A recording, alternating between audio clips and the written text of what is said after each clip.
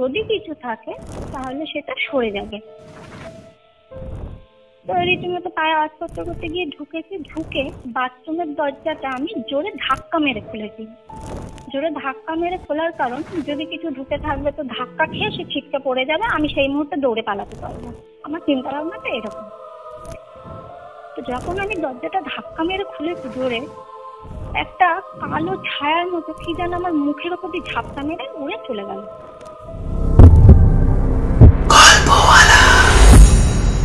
Spotify original horror podcast. Welcome back. তোমরা শুনছো গল্পওয়ালার 68 নম্বর episode. আর আজকের এপিসোডে আমার সাথে কল রেকর্ডিংয়ে থাকছে দক্ষিণ কলকাতার বাসজনি থেকে পম্পা রয়। পম্পার জীবনের একটা মর্মান্তিক ঘটনা আজকে আমরা শুনতে চলেছি। আজ থেকে কয়েক বছর আগের একটা সময় একাধিক জিনের নজর পড়েছিল পম্পার ওপর। যেই ঘটনাটা শুরু হয় একটা হসপিটালে রাত কাটাতে গিয়ে। তারপর সেই জিনেদের থেকে মুক্তি পেতে পম্পা যখন বিভিন্ন তান্ত্রিকদের কাছে যায়, তাকে আরও ভয়াবহ অভিজ্ঞতার সম্মুখীন হতে হয়। অস্বাভাবিক মৃত্যুর কবলে পড়ে একজন পম্পাকে বাঁচাতে গিয়ে আজকের ঘটনাটা মারাত্মক ভয়ের। বহুদিন পর আজকে আমরা এরকম একটা ঘটনা শুনতে চলেছি। তাই তোমরা যারা আজকের এপিসোডটা এই মুহূর্তে লাইভ দেখছো, তারা অবশ্যই একটা লাইক করে দিও আর কমেন্ট করে জানিও তোমরা কোথা থেকে আজকের এপিসোডটা লাইভ দেখছো। আর তোমরাও যদি চাও তোমাদের জীবনে ঘটে যাওয়া কোনো রিয়েল লাইফ হরর ইনসিডেন্ট আমার সাথে শেয়ার করবে, তারা আমার ইনস্টাগ্রাম আইডি storyteller_অরিত্রকে ফলো করে ইনবক্সে ঘটনা লিখে পাঠাতে পারো। এখন ঘড়িতে রাত 10টা আর আমি অরিত্র থাকছি তোমাদের সাথে মারাত্মক একটা ভয়ানক ঘোষলি কল রেকর্ডিং নিয়ে। হ্যালো পম্পা, কেমন আছো? ভালো আছি দাদা। তো গল্পওয়ালার ঘোষলি কল রেকর্ডিং সিরিজে আজকে প্রথমবারের জন্য তুমি ঘটনা শোনাতে চলেছ। তোমার জীবনে ঘটে যাওয়া এমন কিছু ঘটনা যেগুলো কোনো না কোনো ভাবে তোমার লাইফকে ওলটপালট করে দিয়েছে বিগত কিছু বছর ধরে, যতটা তুমি আমাকে বললে। হ্যাঁ, তো আমরা তো ঘটনায় যাব, বাট তার আগে কিছু কথা আছে। আজকে যে ঘটনাটা তুমি শেয়ার করবে, ঘটনাটার কিছুটা পার্ট তুমি আমাকে আজকে সকালে শুনিয়েছো। এখন অলমোস্ট রাত্রি 12:30 আর আমরা এই সময় এরকম একটা ঘটনা রেকর্ড করতে বসেছি। তো আমি ভীষণ এক্সাইটেড আজকের ঘটনাটার জন্য। এক্সাইটেড এই কারণেই, কারণ আজ বহুদিন পর এতটা স্পুকি, এতটা ক্রিপি একটা ঘটনা আমি শুনতে চলেছি। তাও আমি এই মুহূর্তে একা, আর রাত্রি 12:30 অলরেডি বেজে গেছে। চূড়ান্ত একটা সময় আজকে আমরা ঘোষলি কল রেকর্ডিং করতে চলেছি। তো আশা করছি আজকের এপিসোডটা তোমার ঘটনার মাধ্যমে সেই মাত্রাতে পৌঁছবে। তো কোথায় থাকো তুমি? অ্যাকচুয়ালি দাদা আমি বাসজনিতে থাকি, দক্ষিণ কলকাতা বাসজনি। হ্যাঁ হ্যাঁ, একদমই তাই। ওকে, তো এই ঘটনাটা কি বাসজনির ঘটনা? হ্যাঁ, একদমই বাসজনিরই ঘটনা। মানে আমার বাড়িতে, আমার নিজস্ব বাড়ি, কোনো ফ্ল্যাট না, আমার বাড়িরই ঘটনা এটা। ওকে, তো একদম শুরু থেকে বলো যে ঠিক কি থেকে এই ঘটনাটা শুরু হয়। কারণ একদম শুরু থেকে বললে তবেই কিন্তু অডিয়েন্স বা শ্রোতা বন্ধু যারা রয়েছে তারা ভীষণভাবে রিলেট করতে পারবে আজকের ঘটনাটা। যে একটা খারাপ এন্টিটি চাইলে মানুষের জীবন কোথায় গিয়ে পৌঁছয়, লাইক কতটা খারাপ এফেক্ট করতে পারে আমাদের জীবনকে একটা খারাপ এন্টিটির প্রেজেন্স। আজকের শুরু থেকে বলো। আচ্ছা, তাহলে আমি বলছি আর কি ব্যাপারটা। এগুলো শুরু করার আগে আমি ফার্স্টে একটা কথা বলি যে আমি না প্রচন্ড সাহসী একটা মেয়ে। এই নয় যে মানে কোনো একটা ছোটখাটো ঘটনা হলো বেড়ালো আমি ভয় পেয়ে গেলাম, ঠিক আছে? তো এটা বলার কারণ পরে বুঝতে পারবে। এবার আমি শুরু করছি। সালটা খুব সম্ভবত তোমার ওই 2009 হবে, আমি এক্সাক্ট মনে করতে পারছি না। তো আমার বড় মা, মানে আমার বড় মাসি, উনি অসুস্থ হয়ে পড়েছিলেন এবং ওনাকে আমি সল্টলেকের ওখানে একটা হসপিটাল আছে, ওখানে আমি দেখাতে নিয়ে যাই। ডক্টর ওনাকে চেক আপ করেন, করে বললেন যে ওনাকে অ্যাডমিট করতে হবে হসপিটালে। তো ঠিক আছে, এবার ডক্টর বললেন যে পেশেন্টের সঙ্গে কাউকে একজনকে থাকতে হবে, পেশেন্টকে একা রাখা যাবে না। এবার যেহেতু বড় মার মানে 4টে মেয়ে, 3জনের বিয়ে হয়ে গেছে, আর যে ছোট মেয়ে সে WBCS পড়াশোনা করছিল, তার কোচিং রয়েছে, সে থাকতে পারবে না। একমাত্র আমি সেই সময় ফাঁকা ছিলাম, তার মানে ঠিক আছে আমি থেকে যাব বড় মার কাছে। তো রীতিমতো আমি থেকে গেলাম।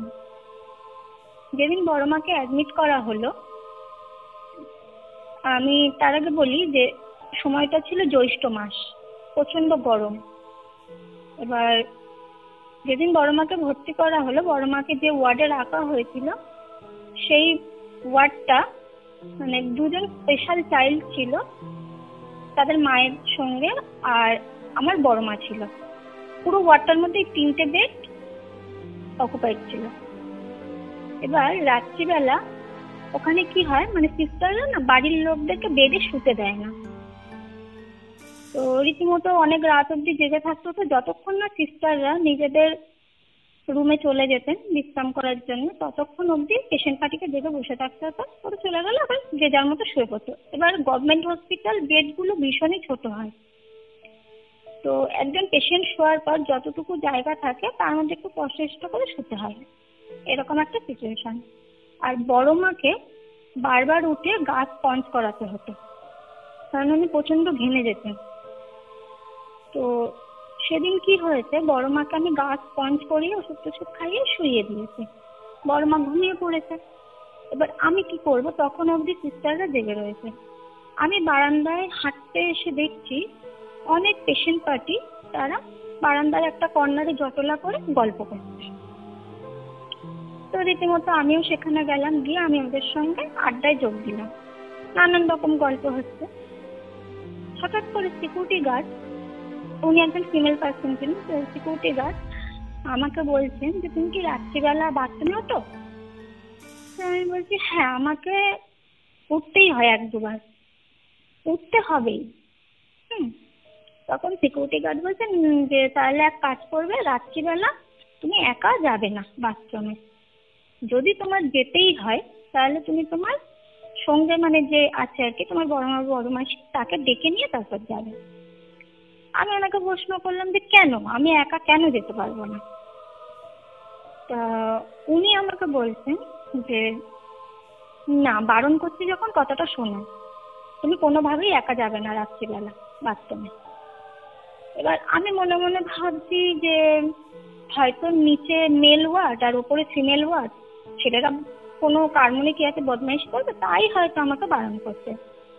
আর আবার ভাবছি যে আমি বড় মাকে কি করে ডাকতে পারি, বড় মা একজন অসুস্থ মানুষ, আমার যতবার বাথরুম পাবে আমি ততবার রাত্রিবেলা তার ঘুম ভাঙাবো, তাকে ডেকে নিয়ে বাথরুমে যাবো, এটা তো সম্ভব না।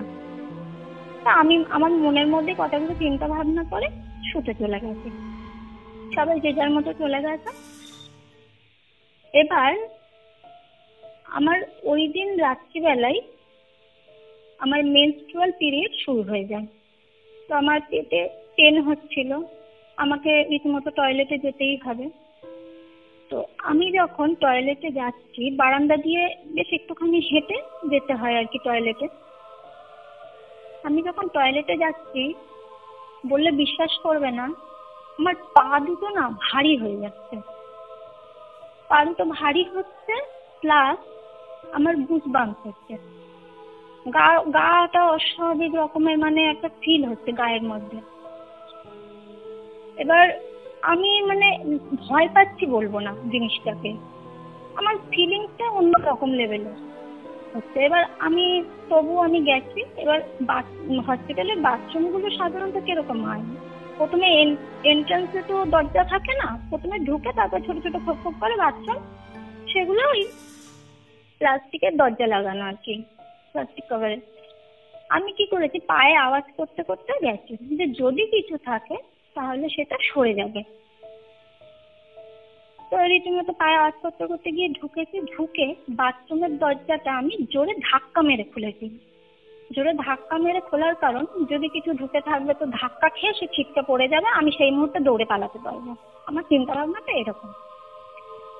তো যখন আমি দরজাটা ধাক্কা মেরে খুলেছি জোরে, একটা কালো ছায়ার মতো কি যেন আমার মুখের ওপর দিয়ে ঝাপটা মেরে উড়ে চলে গেল। শক্ত কোনো জিনিস না, একটা কালো ধোঁয়ার মতো জাস্ট। তো আমি ভাবছি যে জ্যৈষ্ঠ মাস, এখানে আম কাঁঠালের গাছ আছে, হসপিটালে প্রচুর, হয়তো বাদুড় খেতে এসছে আর বাথরুমে বাসা বাঁধতে এসেছিল, এরকমই একটা কিছু আমি ভেবে নিয়ে আমার যা কাজকর্ম আমি করে চলে এসেছি। আমি আবার এসে আমি বেডের ওই সাইডে কাত হয়ে শুয়ে রয়েছি, চোখ বন্ধ করে শুয়ে রয়েছি। আমার পেটে পেন হচ্ছে আর তার সঙ্গে একটা অস্বাভাবিক রকম একটা ফিলিংস হচ্ছে যে কিছু যেন একটা আমার আশেপাশে রয়েছে। চোখ কিন্তু আমার বন্ধ করা, খুলিনি তখন অবধি। আমি ফিলিংসটা হতে হতে না, মানে চোখের পাতা অটোমেটিক আস্তে আস্তে করে নিজে থেকেই খুলে গেছে। খুলে যাওয়ার পরে আমি দেখছি যে পেশেন্টের বেডের পাশে, প্রত্যেকটা বেডের পাশে একটা করে টুল রাখা থাকে। আমি দেখছি টুলের মধ্যে বড় মা বসে রয়েছে, মানে ভুরুটা কুচকানো, চোখটা লাল, অস্বাভাবিক রকমের চাউনি দিয়ে আমার দিকে তাকিয়ে রয়েছে। ফার্স্ট লুকে আমি ওরকম দেখছি ওনাকে। এবার আমি এই বেডের না সাইডের দিকে মুখ করে শুয়েছিলাম, মানে বড় মা আমার পেছন দিকে শুয়েছিল, আমি সাইডে কাত হয়ে শুয়ে রয়েছি উল্টো দিকে। তো আমি যখন দেখি বড় মা বসে রয়েছে টুলের মধ্যে এরকম ভাবে, আমি মনে মনে ভাবছি বড় মার কি শরীর টরীর খারাপ লাগছে, গরম লাগছে, উঠে বসেছে, বা ওনার কি টয়লেটে যেতে লাগবে তাই উনি উঠে বসে রয়েছে। আমি না জাস্ট ওনাকে সবে জিজ্ঞেস করতে যাব যে বড় মা তোমার কি হয়েছে, জিজ্ঞেস করতে যাবো। এবার আমি যেহেতু পাশ ফিরে শুয়েছিলাম, আমার হাতটা কোমরের ওপর থেকে থাই অব্দি অনেক লম্বা করে রাখা আমার গায়ের ওপরে, আমার হাতটা পট করে পাশে লাগে পিছনে। তা আমার হাতটা ছোঁয়া লাগছে, আমি দেখছি আমার পাশে কেউ যেন একটা শুয়ে রয়েছে। আমি কিন্তু মাথা ঘোরাইনি, আমার চোখ কিন্তু সামনের দিকে, তুলে যে বসে রয়েছে তার দিকে। আমার হাতটা পেছনে হঠাৎ করে লাগে, মনে হলো কেউ শুয়ে রয়েছে। আমি তখন মনে মনে ভাবছি বড় মা যদি আমার সামনে বসে থাকবে তাহলে আমার পাশে কি শুয়ে রয়েছে। আমি আস্তে আস্তে মাথাটা ঘুরিয়ে, আমার শরীর কিন্তু কাজ হয়ে গেছে, আমি মাথাটা জাস্ট কাজ করে দেখছি বড় মা আমার দিকে মুখ ঘুরিয়ে মানে ফিরে শুয়ে রয়েছে, উনি কিন্তু ঘুমাচ্ছে। আবার আমি মাথা ঘুরিয়ে বেডের সাইডের দিকে যখন দেখছি, তখন দেখি বড় মা আমার দিকে তাকিয়ে বসে রয়েছে বীভৎস একটা চাহনি দিয়ে, খুব রাগ আমার উপরে, এরকম একটা ব্যাপার। সেম প্রিন্টের শাড়ি, সেম কালারের শাড়ি, একই পুরো। তুমি একই সময় একই জায়গায় দুজনকে, মানে একই মানুষকে দু জায়গায় দেখছিলে? একদমই তাই, একদমই তাই। মানে আমি তোমাকে বলছি এখন ঘটনাটা, আমি না মানে আমার গায়ে কাঁটা দিচ্ছে। হ্যাঁ, মানে কি বলবো, ওই সিচুয়েশনটা তুমি একবার ভেবে দেখো যে সবাই ঘুমাচ্ছে, ওয়ার্ডে মাত্র একটা লাইট জ্বলছে, অত বড় একটা ওয়ার্ডে একটাই লাইট জ্বলছে, যেহেতু বাচ্চারা ঘুমাচ্ছে, স্পেশাল চাইল্ড।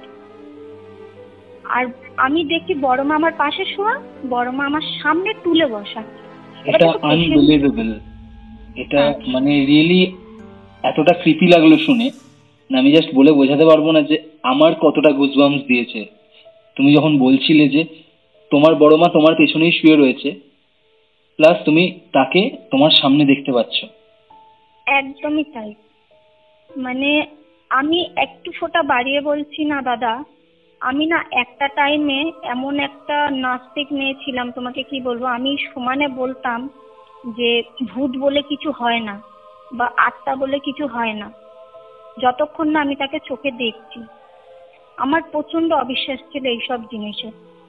হ্যাঁ, আমি বলতাম যে যতক্ষণ না আমি চোখে দেখবো আমার সঙ্গে কিছু হচ্ছে ততক্ষণ আমি বিশ্বাস করব না। আমি এই ধরনের মেয়ে ছিলাম। আর যে জিনিসটা আমার সঙ্গে আজকে হচ্ছে, আমি না মানতে বাধ্য যে এই ধরনের জিনিসও আমাদের দুনিয়াতে আছে। তাদের অস্তিত্ব এখনো অব্দি বিরাজমান, আমি এটা বলতে পারি। এবার তুমি ভাবো ওই সিচুয়েশনটা আমি কিভাবে কাটিয়েছি ওই রাত্রিবেলা। আমি মানে ভয় পেয়েছি বলবো না, আমি তখন অব্দি কিন্তু ভয় পাইনি, কিন্তু আমার শরীরে না একটা অস্বস্তি শুরু করে দিয়েছে। আমি কি করছি, সঙ্গে সঙ্গে ঠাকুরের নাম করা শুরু করে দিয়েছি। ঠিক আছে, আর আঙুল দিয়ে আমি মা কালীর নাম লিখছি, জয় মা কালী, বালিশের মধ্যে আর বেডের মধ্যে আঙুল দিয়ে শুয়ে শুয়ে ওই অবস্থাতেই আমি লিখছি আর সমানে ঠাকুরের নাম করে যাচ্ছি। বললে বিশ্বাস করবে না, অটোমেটিক্যালি না মুখটা চেঞ্জ হতে শুরু করলো। আমি স্পষ্ট চোখে দেখছি অটোমেটিক্যালি মুখটা চেঞ্জ হচ্ছে। মানে কি বলবো, মানে বিভৎস রকমের, মানে পারলে যেন তখন ওই মুহূর্তে ও আমাকে চিবিয়ে খায়, এরকম একটা ব্যাপার। ঠিক আছে, তো ঠাকুরের নাম আমি যত ওরকম হচ্ছে তত আমি মানে ঠাকুরের নাম করা বাড়িয়ে দিচ্ছি। করতে করতে করতে করতে একটা টাইমের পর জিনিসটা না পুরো ধোঁয়া হয়ে মিলিয়ে গেল, পুরো সাদা ধোঁয়া। আমি পুরো দেখছি যে সাদা ধোঁয়া হয়ে আস্তে আস্তে করে মিলিয়ে যাচ্ছে, যেতে চাইছে না, ওর যাওয়ার ইচ্ছা নেই, কিন্তু আস্তে আস্তে ধোঁয়া হয়ে মিলিয়ে গেল। এইবার ওই জিনিসটা যখন মিলিয়ে যাচ্ছে বা মিলিয়ে গেছে, পুরোটাই মিলিয়ে গেছে, যখন দেখছি পুরোটা পুরো খালি, আমি ভাবছি আমি কি স্বপ্ন দেখছিলাম এতক্ষণ? এটা তো পসিবল না, কারণ আমার পেটে ব্যথা হচ্ছে আর আমি কিন্তু জেগে রয়েছি, পুরো কনসাস। আমি নিজের গায়ে না জোরে একটা চিমটি কেটেছি, চিমটি আমার প্রচন্ড ব্যথা লেগেছে। তখন আমার মনে হলো যে না, আমি জেগেই তো রয়েছি, জেগেই রয়েছি, তাহলে এই জিনিসটা আমার সাথে কি হলো এক্ষুনি, এই মুহূর্তে কি হলো জিনিসটা? তো যাই হোক, ওই রাতে আর কোনো সমস্যা হয়নি, আমি উঠে পড়েছিলাম, আমি আর শুতে পারিনি। যথারীতি বড় মাকে দেখলাম ঘামছে, আমি গা স্পঞ্জ করিয়ে আমি ওই টুলের মধ্যে গিয়েই বসে। তখন আমার মাথায় একটা জিনিস খেলছে বারবার, যে ওই টুলটা ফাঁকা রাখা যাবে না, যদি টুলটা ফাঁকা থাকে তাহলে সে আবার হয়তো ফিরে এসে ওখানেই বসবে। আমি টুলটার মধ্যে বসে বসে বসে ঠাকুরের নাম করছি। পুরো রাতটা ওইভাবে কেটে গেল। পরের দিন অ্যাজ ইউজুয়াল দিদিরা এসছে দেখতে। এবার আমি মানে আমার শরীরটা না খারাপ করতে শুরু করে দিয়েছে। আমি তখন ছোটদিকে বললাম যে দিদি তুই, মানে যে দিদির বিয়ে হয়নি আর কি, ওকে বললাম যে দিদি তুই 2-3টে দিন একটু থাকবি, আমার শরীরটা না ভীষণ খারাপ করছে। কারণ বড় মাকে নিয়ে না আমাকে কদিন বেশ হসপিটালে দৌড়াদৌড়ি করতে হয়েছে তার আগে। তো আমি যে আমার শরীরটা না ভীষণ খারাপ লাগছে, তুই কটা দিন থাক, আমি একটু সুস্থ হয়নি আবার আসবো, তখন তুই চলে যাস। তো ছোটদি আমার মুখের দিকে তাকিয়ে দেখছে যে আমার চোখের নিচে না কালি পড়েছে, এক রাতের মধ্যে চোখের নিচে কালি পড়ে গেছে। আর আমার শারীরিক অবস্থা না সত্যি খারাপ, মানে একটা মানুষ কিরকম বলবো, দুর্বল হয়ে গেলে যেরকম হয় আর কি, ওই রকম চেঞ্জেস হয়েছে। তো ও আমাকে আর কিছু বলেনি, ও ভাবছে সত্যি সত্যি হয়তো বড় মাকে নিয়ে কদিন ধরে দৌড়াদৌড়ি করেছি, তার জন্য আমার খাটাখাটনির জন্য এই জিনিসটা আমার হয়েছে। তো রাজি হয়ে গেছে থাকতে।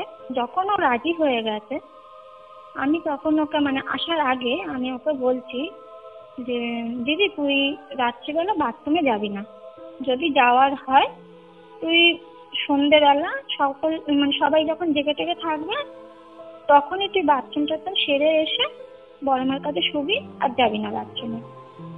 এবার আমার ছোটদি না প্রচন্ড ভীতু প্রকৃতির, আমি জানি ও যদি একবার জেনে যায় ও কোনোভাবে স্টে করবে না, যতই ওর মা ওখানে থাক কোনোভাবে ও স্টে করবে না, প্রচন্ড ভীতু ও। ও আমাকে জিজ্ঞেস করছে কেন রে, কিছু হয়েছে, কিছু সমস্যা আছে? আমি ওকে বুঝিয়ে বললাম যে না রে, নিচের ওয়ার্ডটা তো মেল ওয়ার্ড আর ওপরের ওয়ার্ডটা ফিমেল ওয়ার্ড, তুই রাত্রিবেলা যাবি, সিকিউরিটি গার্ড গেটের কাছে থাকে না রাত্রিবেলা, সিস্টাররাও থাকে না, যে যার রুমে গিয়ে ঘুমিয়ে পড়ে রাত্রিবেলা, পাহারার কোনো লোক থাকে না।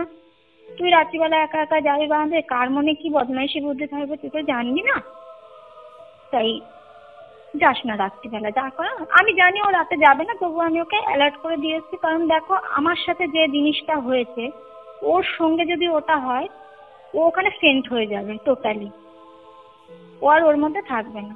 তো আমি ওকে সাবধান করে বাড়িতে চলে আসি। তার 2 দিন পরে বড় মাকে ছুটি দিয়ে দিয়েছিল, বড় মা একটু সুস্থ হয়ে উঠেছিল, আমাকে আর যেতে হয়নি হসপিটালে।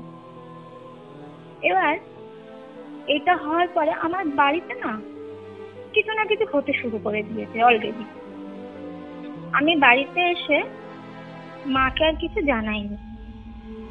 এবার আমার মা তখন শাড়ির বিজনেস করতেন, তো শান্তিপুরে আমাদের এক পরিচিত কাকু ছিলেন, তার বাড়িতে উনি যাবেন। আর শান্তিপুরের যে শাড়ির হাটটা হয় ওটা ভোর রাতে হয়। আমার মা ভোর রাতে শাড়িগুলো ওখান থেকে নেবে, নিয়ে এবার ট্রেনে করে পরের দিনকার আর কি ফেরত আসবে বাড়িতে। মা শান্তিপুর গেছে, সঙ্গে আমার বড়দি গেছে, মানে আমার ওই বড় মাসি বড় মেয়ে গেছে মায়ের সঙ্গে। আমি বাড়িতে একা। আমার বাবা আর আমার দাদা ওরা সেদিন বাড়িতে ছিল না, মানে বেরিয়েছে আর কি। আমি এই ঘটনাটা বলছি বেশ কিছুদিন পর। আর হচ্ছে তোমার রাত্রি তখন কটা বাজে, 8:20 এরকম হবে, 8:20 বা 25। বাড়িতে কেউ নেই বলে আমি ঘরের দরজা জানলা সব বন্ধ করে রেখেছি। আমাদের প্রত্যেকটা রুমের ঘরের দরজা জানলা পুরো আষ্টে পৃষ্ঠে বন্ধ করা। আর আমি আমাদের ওই ডাইনিং রুমটায় বসে একটা চেয়ারের ওপর বসে আমি টিভি দেখছি। হঠাৎ করে আমার মানে ওই বন্ধু বান্ধবরা ইয়ার্কি মেরে যেরকম পেছন দিক থেকে এসে হঠাৎ করে চেয়ারটা ধরে ঝাঁকিয়ে টান মেরে দেয় পেছন দিকে, মানে ফেলে দেওয়ার টেন্ডেন্সি কিন্তু ফেলে না এরকম। হঠাৎ করে আমার চেয়ারটা বিশাল জোরে যেন কেউ ধরে ঝাঁকিয়ে দিয়ে পেছন দিকে টান মেরে দিয়েছে, মানে ফেলে দেবে এরকম একটা ব্যাপার। আমি তড়াক করে লাফ মেরে উঠে দাঁড়িয়ে পড়েছি। এবার আমি ভাবছি ব্যাপারটা কিরকম হলো, চেয়ারটা ওরকম ঝাঁকিয়ে দিল কে আর ফেলে দিচ্ছিল কে আমাকে পেছন দিকে টেনে? ঘরের জানলা দরজা সবই তো বন্ধ। আমি না আবার উঠে রিচেক করছি যে জানলা দরজা খোলা আছে কিনা, যদি কোনো হাওয়া পাস করে, হাওয়া থেকে যদি ওরকম হয়ে থাকে। কিন্তু একটা কথা ভেবে দেখো তুমি, হাওয়ার মধ্যে কি অত জোরে আছে? একটা মানুষ চেয়ারে বসে আছে, তাকে ধরে অত জোরে ধাক্কা মারবে যাতে সে পেছন দিকে উল্টে পড়ে যায়? আমি রিচেক করে এসে আমি দেখছি যে না, ব্যাপারটা আমার ভালো লাগছে না। আমি সঙ্গে সঙ্গে আমার বাবাকে ফোন করেছি। বাবাকে ফোন করে বলছি যে তুমি কোথায়? বাবা বলছে কেন, আমার আসতে একটু দেরি হবে। আমি বলছি না, তোমার দেরি করলে হবে, তুমি এক্ষুনি বাড়ি এসো। আমার ভীষণই ভয় করছে, আমি একা থাকতে পারছি না, তুমি এক্ষুনি বাড়ি আসবে। এবার আমার বাবা সাধারণত জানো আমি ভীষণ একটা ডাকাত মেয়ে, আমার ভয় পাওয়ার কোনো টেন্ডেন্সি নেই। আমার বাবা আমাকে বলছে কেন রে, কিছু কি হয়েছে? আচ্ছা আমি তোমাকে অত বলতে পারছি না, তুমি বাড়ি এসো, এক্ষুনি আসবে, তুমি যেখানেই থাকো না কেন। তো বাবা রীতিমতো ভয় পেয়ে গেছে যে কি এমন হয়েছে যে ভয়ে এরকম করছে। বাবা বলছে ঠিক আছে তুই ফোনটা রাখ, আমি আসছি। বাবা যেখানেই থাকুক না কেন, তার আসতে তো 10 থেকে 15 মিনিট টাইম কম করে লাগবে। এবার আমি ওই টাইমটুকু কি করবো আমি ভেবে পাচ্ছি না। আমি ভয়ের চোটে মাকে ফোন লাগিয়ে দিয়েছি। মাকে যখন আমি ফোন করে এই ঘটনাটা বলেছি, তার সঙ্গে আমি হসপিটালের ঘটনাটাও বলেছি যে মা আমার সঙ্গে এরকম হয়েছিল, আমি তোমাকে বলিনি। তখন মা চিন্তায় পড়ে গেছে, আমাকে ভীষণই বকাবকি করছে ফোনের মধ্যে যে তুই আমাকে এতদিন কেন বলিসনি, এখন বলিস, আমি এখন কি করব, আমি এত দূরে আছি, আর আমি এত রাতে ফিরবো কি করে? ফিরতেও তো আমার টাইম লাগবে একটা, আমি কি করবো এত দূর থেকে? তো মা বকাবকি করে বলছে যে তুই ঠাকুরের নাম কর, ঠাকুরের নাম কর, আমি দেখছি কি করা যায়। তো রীতিমতো ফোনটা কেড়ে দিয়ে আমি ঠাকুরের নাম করছি বসে বসে। মা তখন যে কাকুর বাড়িতে গেছিলেন সেই কাকুর সঙ্গে ব্যাপারটা আলোচনা করে। তখন কাকু ওই রাত্রিবেলায় ওনাদের ওই আশেপাশে এলাকায় কেউ একজন হয়তো মানে ওই ঝাড়ফুঁক করে এরকম কিছু হবে, তার বাড়িতে নিয়ে গেল মাকে। নিয়ে যেতে উনি বলছেন যে হসপিটালে যে কেসটা হয়েছিল ওই জিনিসটাই আমার পেছন পেছন আমার বাড়ি অবধি চলে এসছে। আর উনি বলছেন যে আপনি বাড়িতে গিয়ে আপনার মেয়েকে জিজ্ঞেস করবেন, এর মাঝখানেও ওর সঙ্গে অনেক কিছু হয়েছে, ও আপনাকে বলেনি সেগুলো, অনেক কিছু ওর সঙ্গে অলরেডি হচ্ছে, ও চেপে গেছে। তো যাই হোক, ওখানে যা দেওয়ার উনি দিয়েছেন। মা পরের দিন ভোরবেলায় বাড়িতে চলে এসছে, রাত্রিটুকু কাটিয়ে এসেছে। আর মানে আরো অনেক জায়গায় গেছিল এই জিনিসটা থেকে আমাকে বের করে আনার জন্য। আচ্ছা, তার মাঝখানে আবার মানে এই ঘটার আবার কিছুদিন পর একটা জিনিস হয়েছে, আমি তোমাকে বলি। আমাদের যে খাওয়ার ঘরটা, ওই ঘরে আর আমার যে রুমটা, মাঝখানে যে দরজাটা, খাওয়ার ঘর থেকে আমার রুমের ভেতরটা দেখা যায়। ঠিক আছে, মানে আমি যদি খাটে শুয়ে থাকি আমাকে স্পষ্ট দেখা যাবে দরজা দিয়ে। এবার মা বাবাকে ওখানে বসে খেতে দিচ্ছে, আর মা না সবসময় দরজা দিয়ে আমার দিকে লক্ষ্য রাখতো যে আমি কি করছি, যেহেতু আমার সাথে কিছু না কিছু ঘটতে শুরু করেছে, মা আমার দিকে নজর রাখতো। মা কিছুক্ষণ পরে আমাকে আর দেখতে পাচ্ছে না। খানিকক্ষণ মানে মা দেখার চেষ্টা করেছে, মানে কাঠ হয়ে উঁকি মেরে বাবাকে খেতে দিতে দেখতে পাচ্ছে না আমাকে খাটের উপরে। তখন আমার সঙ্গে কি হয়েছে আমি বলছি। আমি না পশ্চিম দিকে মাথা করে শুতাম আগে, আমার খাটের মাথার দিকটা খালি ছিল, মানে হয় না যে আমাদের ঘরে কিরকম হতো, খাটগুলো না দেয়ালের দিকে চাপানো, দুদিকে চাপানো, মাথার দিকটা একটু ফাঁক রয়েছে, মানে অল্প একটু স্পেস, হেঁটে দাঁড়ানো যাবে ওই জায়গাটা। তো রীতিমতো মানে একটা ডেড বডিকে যেরকম কেউ টানে, তাহলে দুটো হাত ধরে টানে অনেক সময়, আবার অনেক সময় কি বগলের মানে ওই যে খাঁজটা ওই জায়গাটায় দুটো হাত ঢুকিয়ে টানতে টানতে নিয়ে যায়। আমাকে ওই ঠিক বগলের ওই খাঁজটা ওই জায়গায় দুটো হাত ঢুকিয়ে কেউ যেন টেনে খাট থেকে নাবাচ্ছে। ঠিক আছে, টেনে মানে বুক অব্দি প্রায় নাবিয়ে ফেলেছে, বুক অব্দি। আর আমার চুলটা মাটিতে পুরো লটাচ্ছে, মাথাটা ঝুলছে, চুলগুলো লটাচ্ছে। আর কেউ একজন আমাকে বলছে, একজন মহিলা গলা, কেউ একজন আমাকে বলছে যে তোকে আর এখানে থাকতে হবে না, তুই এবার আমার সঙ্গে যাবি, আমার সঙ্গেই থাকবি। পুরো স্পষ্ট না আমি শুনছি, এরকম করে আমাকে বলছে, আর ওরকম টেনে নিচের দিকে নামিয়ে ফেলেছে কতখানি। আমি চিৎকার করে মাকে ডাকার চেষ্টা করছি, কোনোভাবে আমি মাকে ডাকতে পারছি না, মানে আমার মনে হচ্ছে আমি কিন্তু চিল্লাচ্ছি, কিন্তু মায়ের কান অব্দি আওয়াজ যাচ্ছে না। এইদিকে মা ওরকম ভাবে আমাকে যখন খাটে দেখতে পাইনি, মা উঠে চলে এসছে আমার রুমে। উঠে এসে মা ঘরের আলোটা জ্বেলেছে, এবার দেখছে যে খাটের ওখানটায় আমি ঝুলছি, বুক অব্দি পুরো অর্ধেক প্রায় শরীর আমার ঝুলছে, কেউ যেন মানে হাজি করে টানাটানি করে নাবাচ্ছে, কিন্তু মা কাউকে কিন্তু দেখতে পাচ্ছে না। কোনো ফিগার কিন্তু মা দেখতে পাচ্ছে না। এবার মা রীতিমতো আমাকে ধাক্কা ধাক্কি করে টেনে তুলেছে, তুলে আমাকে বলছে কি হয়েছে তোর, তুই এরকম ভাবে কেন শুয়েছিলিস, এরকম ঝুলছিলিস কেন, কি হয়েছে তোর? আমি বলছি কি হয়েছে তুমি আমাকে জিজ্ঞেস করছো, আমি তোমাকে কখন থেকে চিৎকার করে ডাকছি, মা তুমি আমাকে এসে বাঁচাও, আমাকে টেনে নিয়ে চলে যাচ্ছে, তুমি এতক্ষণ পরে এসে আমাকে জিজ্ঞেস করছো আমার কি হয়েছে, আমার গলার আওয়াজ কি তোমার কানে পৌঁছায়নি? তখন মা আমাকে বলছে তোর গলার আওয়াজ যদি আমি শুনতে পেতাম আমি কি আসতাম না তোর কাছে, তোর কি মনে হয় আমি তোকে দেখতে পাচ্ছি না অনেকক্ষণ ধরে, তার জন্যই আমি উঠে এসেছি তোর কাছে, এসে দেখছি এই অবস্থা। তো যাই হোক, মা সেই সময় আমাকে জড়িয়ে ধরে ঠাকুরের নাম করতে শুরু করে, আর একটু জল টল খাইয়ে আমাকে ধাতস্থ করি, আবার আমাকে শুয়ে দেয়। মা আমাকে বলছে যে আজকের রাতে আমি তোর রুমে শোবো, তোর পাশেই শোবো। মানে আমি কতটা ডাকাবুকো আমার, মানে এখন আমার মনে হচ্ছে যে আমি সেই সময় কতটা সাহসী ছিলাম, আর এখনকার দিনে দাঁড়িয়ে বলছি যে আমি একটু ফোঁটা সাহসী নই। এখন যা যা ঘটনা আমার সঙ্গে ঘটে চলেছে এখনো অবধি, আমার সাহস পুরো শেষ করে দিয়েছে।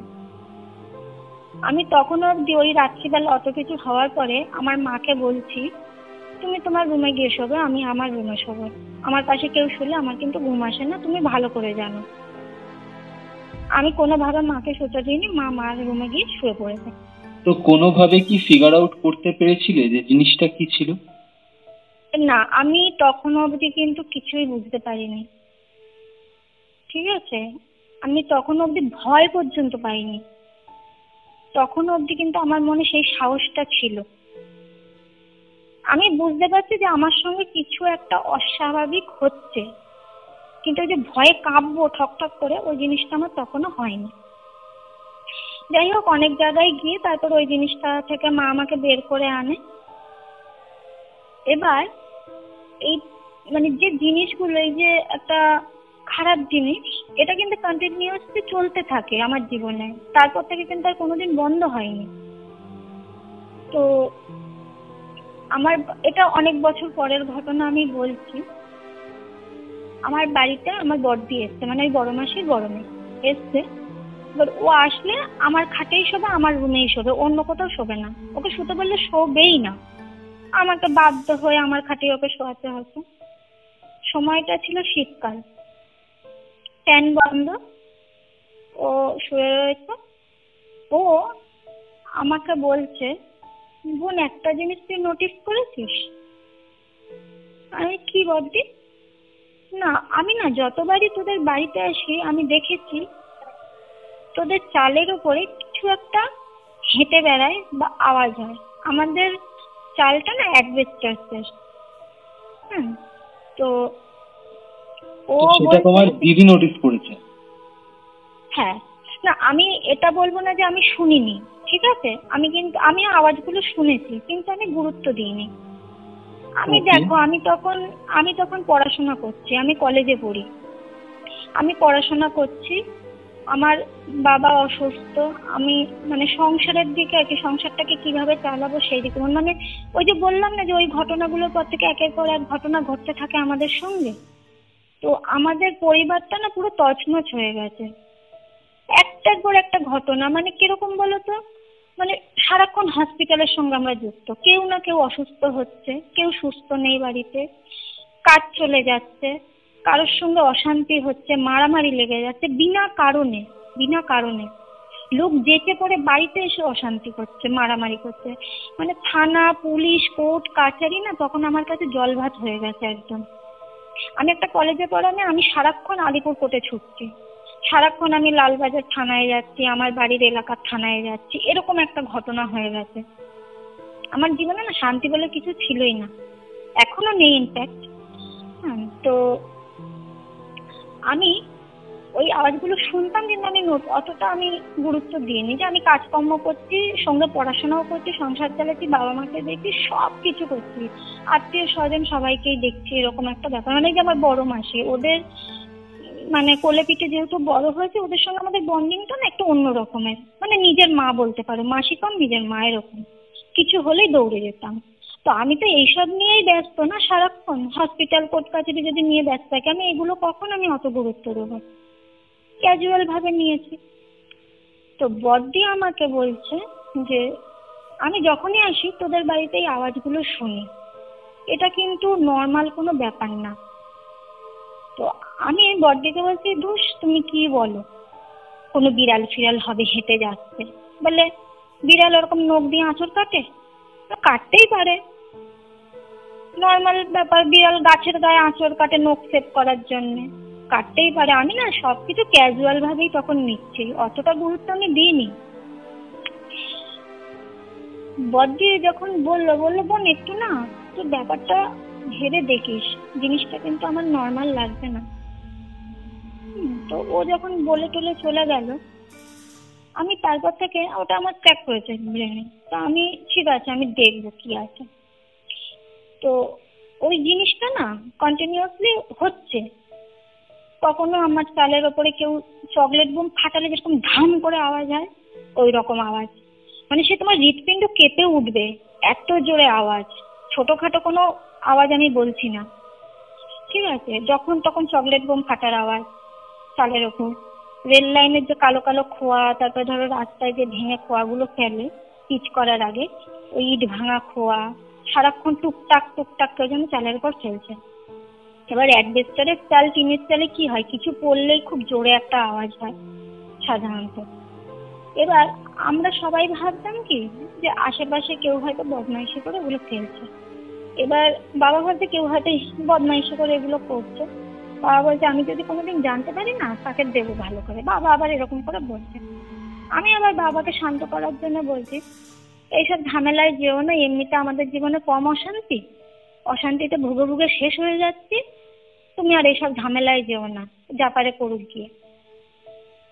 এবার জিনিসটা না মানে হতো কম পরিমাণ হতো, যত দিন যেতে জিনিসটা বাড়তে শুরু করেছে। মানে ধরো ঘুমাচ্ছি, মাঝরাতে এমন জোরে একটা আওয়াজ হলো, সবাই ধরফর করে উঠে বসে পড়েছে খাটের উপর, মানে পিলে চমকে যাবে এরকম জোরে আওয়াজ। এবার বুক ধরপড় করতে শুরু করে, শরীর খারাপ করতে শুরু করে, কি করব? তো আমি একদিন কি করেছি, মাকে বলেছি তুমি এখানে দাঁড়াবে, আমি পাশের বাড়ির ছাদে উঠে দেখবো কেউ আছে কিনা, তুমি এখানে দাঁড়াও। আমি পাশের বাড়ির যে মহিলা আছে ওনাকে রিকোয়েস্ট করে আমার ছাদে উঠেছি। তখন অব্দি আমি না ওনাকে বলিনি আমি কেন উঠছি। আমি বলছি কি আমার একটা বিড়ালকে খুঁজে পাচ্ছি না, আমাদের বাড়িতেও প্রচুর বিড়াল ছিল। হ্যাঁ, তো আমি তো আমার একটা বিড়ালকে খুঁজে পাচ্ছি না, ও কি চালের ওপর উঠে শুয়ে টুয়ে রয়েছে, আমি না একটুখানি দেখবো, জাস্ট দেখবো, নেবে যাবো, বেশিক্ষণ লাগবে না বলে আমি উঠেছি। উঠে দেখছি অ্যাসবেস্টসের ওপরে কিচ্ছু নেই, কোথাও কিচ্ছু নেই, বিশ্বাস করো। মানে কোনো একটা জিনিসের চিহ্ন তো থাকবে, কিচ্ছু নেই। অতগুলো খোয়া পড়লে কিছু তো থাকবে, নাহলে আওয়াজগুলো কিসের হচ্ছে? কিচ্ছু নেই, একটা টুকরো পর্যন্ত নেই। আমি মাকে ইশারা করে জিজ্ঞেস করছি দূর থেকে যে এখনো কি আওয়াজ হচ্ছে, স্টিল ওখানে দাঁড়িয়ে এখনো কি আওয়াজ হচ্ছে? মা ইশারা করে বলছে হ্যাঁ হচ্ছে। অথচ আমি ছাদের ওপর উঠে দাঁড়িয়ে দেখছি কোথাও কিচ্ছু নেই। এবার আমি ওখান থেকে নেমে আসলাম, এসে আমি মাকে বললাম যে মা এরকম এরকম ব্যাপার, আমি কিন্তু কাউকে কিচ্ছু দেখতে পাইনি, এমনকি যে খোয়াগুলো এসে পড়ছে সেগুলো একটাও আমি দেখতে পেলাম না।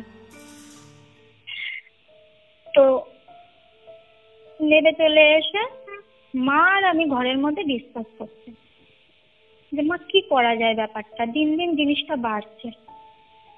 এবার তোমাকে আমি একটা কথা বলি, আমি না আমার এই ব্যাপারটা আমার একটা দাদার সঙ্গে আমি আলোচনা করি। উনি না সাধারণ কোনো মানুষ না যে মানে গুনতু খানাতানা এইসবে বিশ্বাস করবে, নর্মালি কোনো পার্সন না, ঠিক আছে।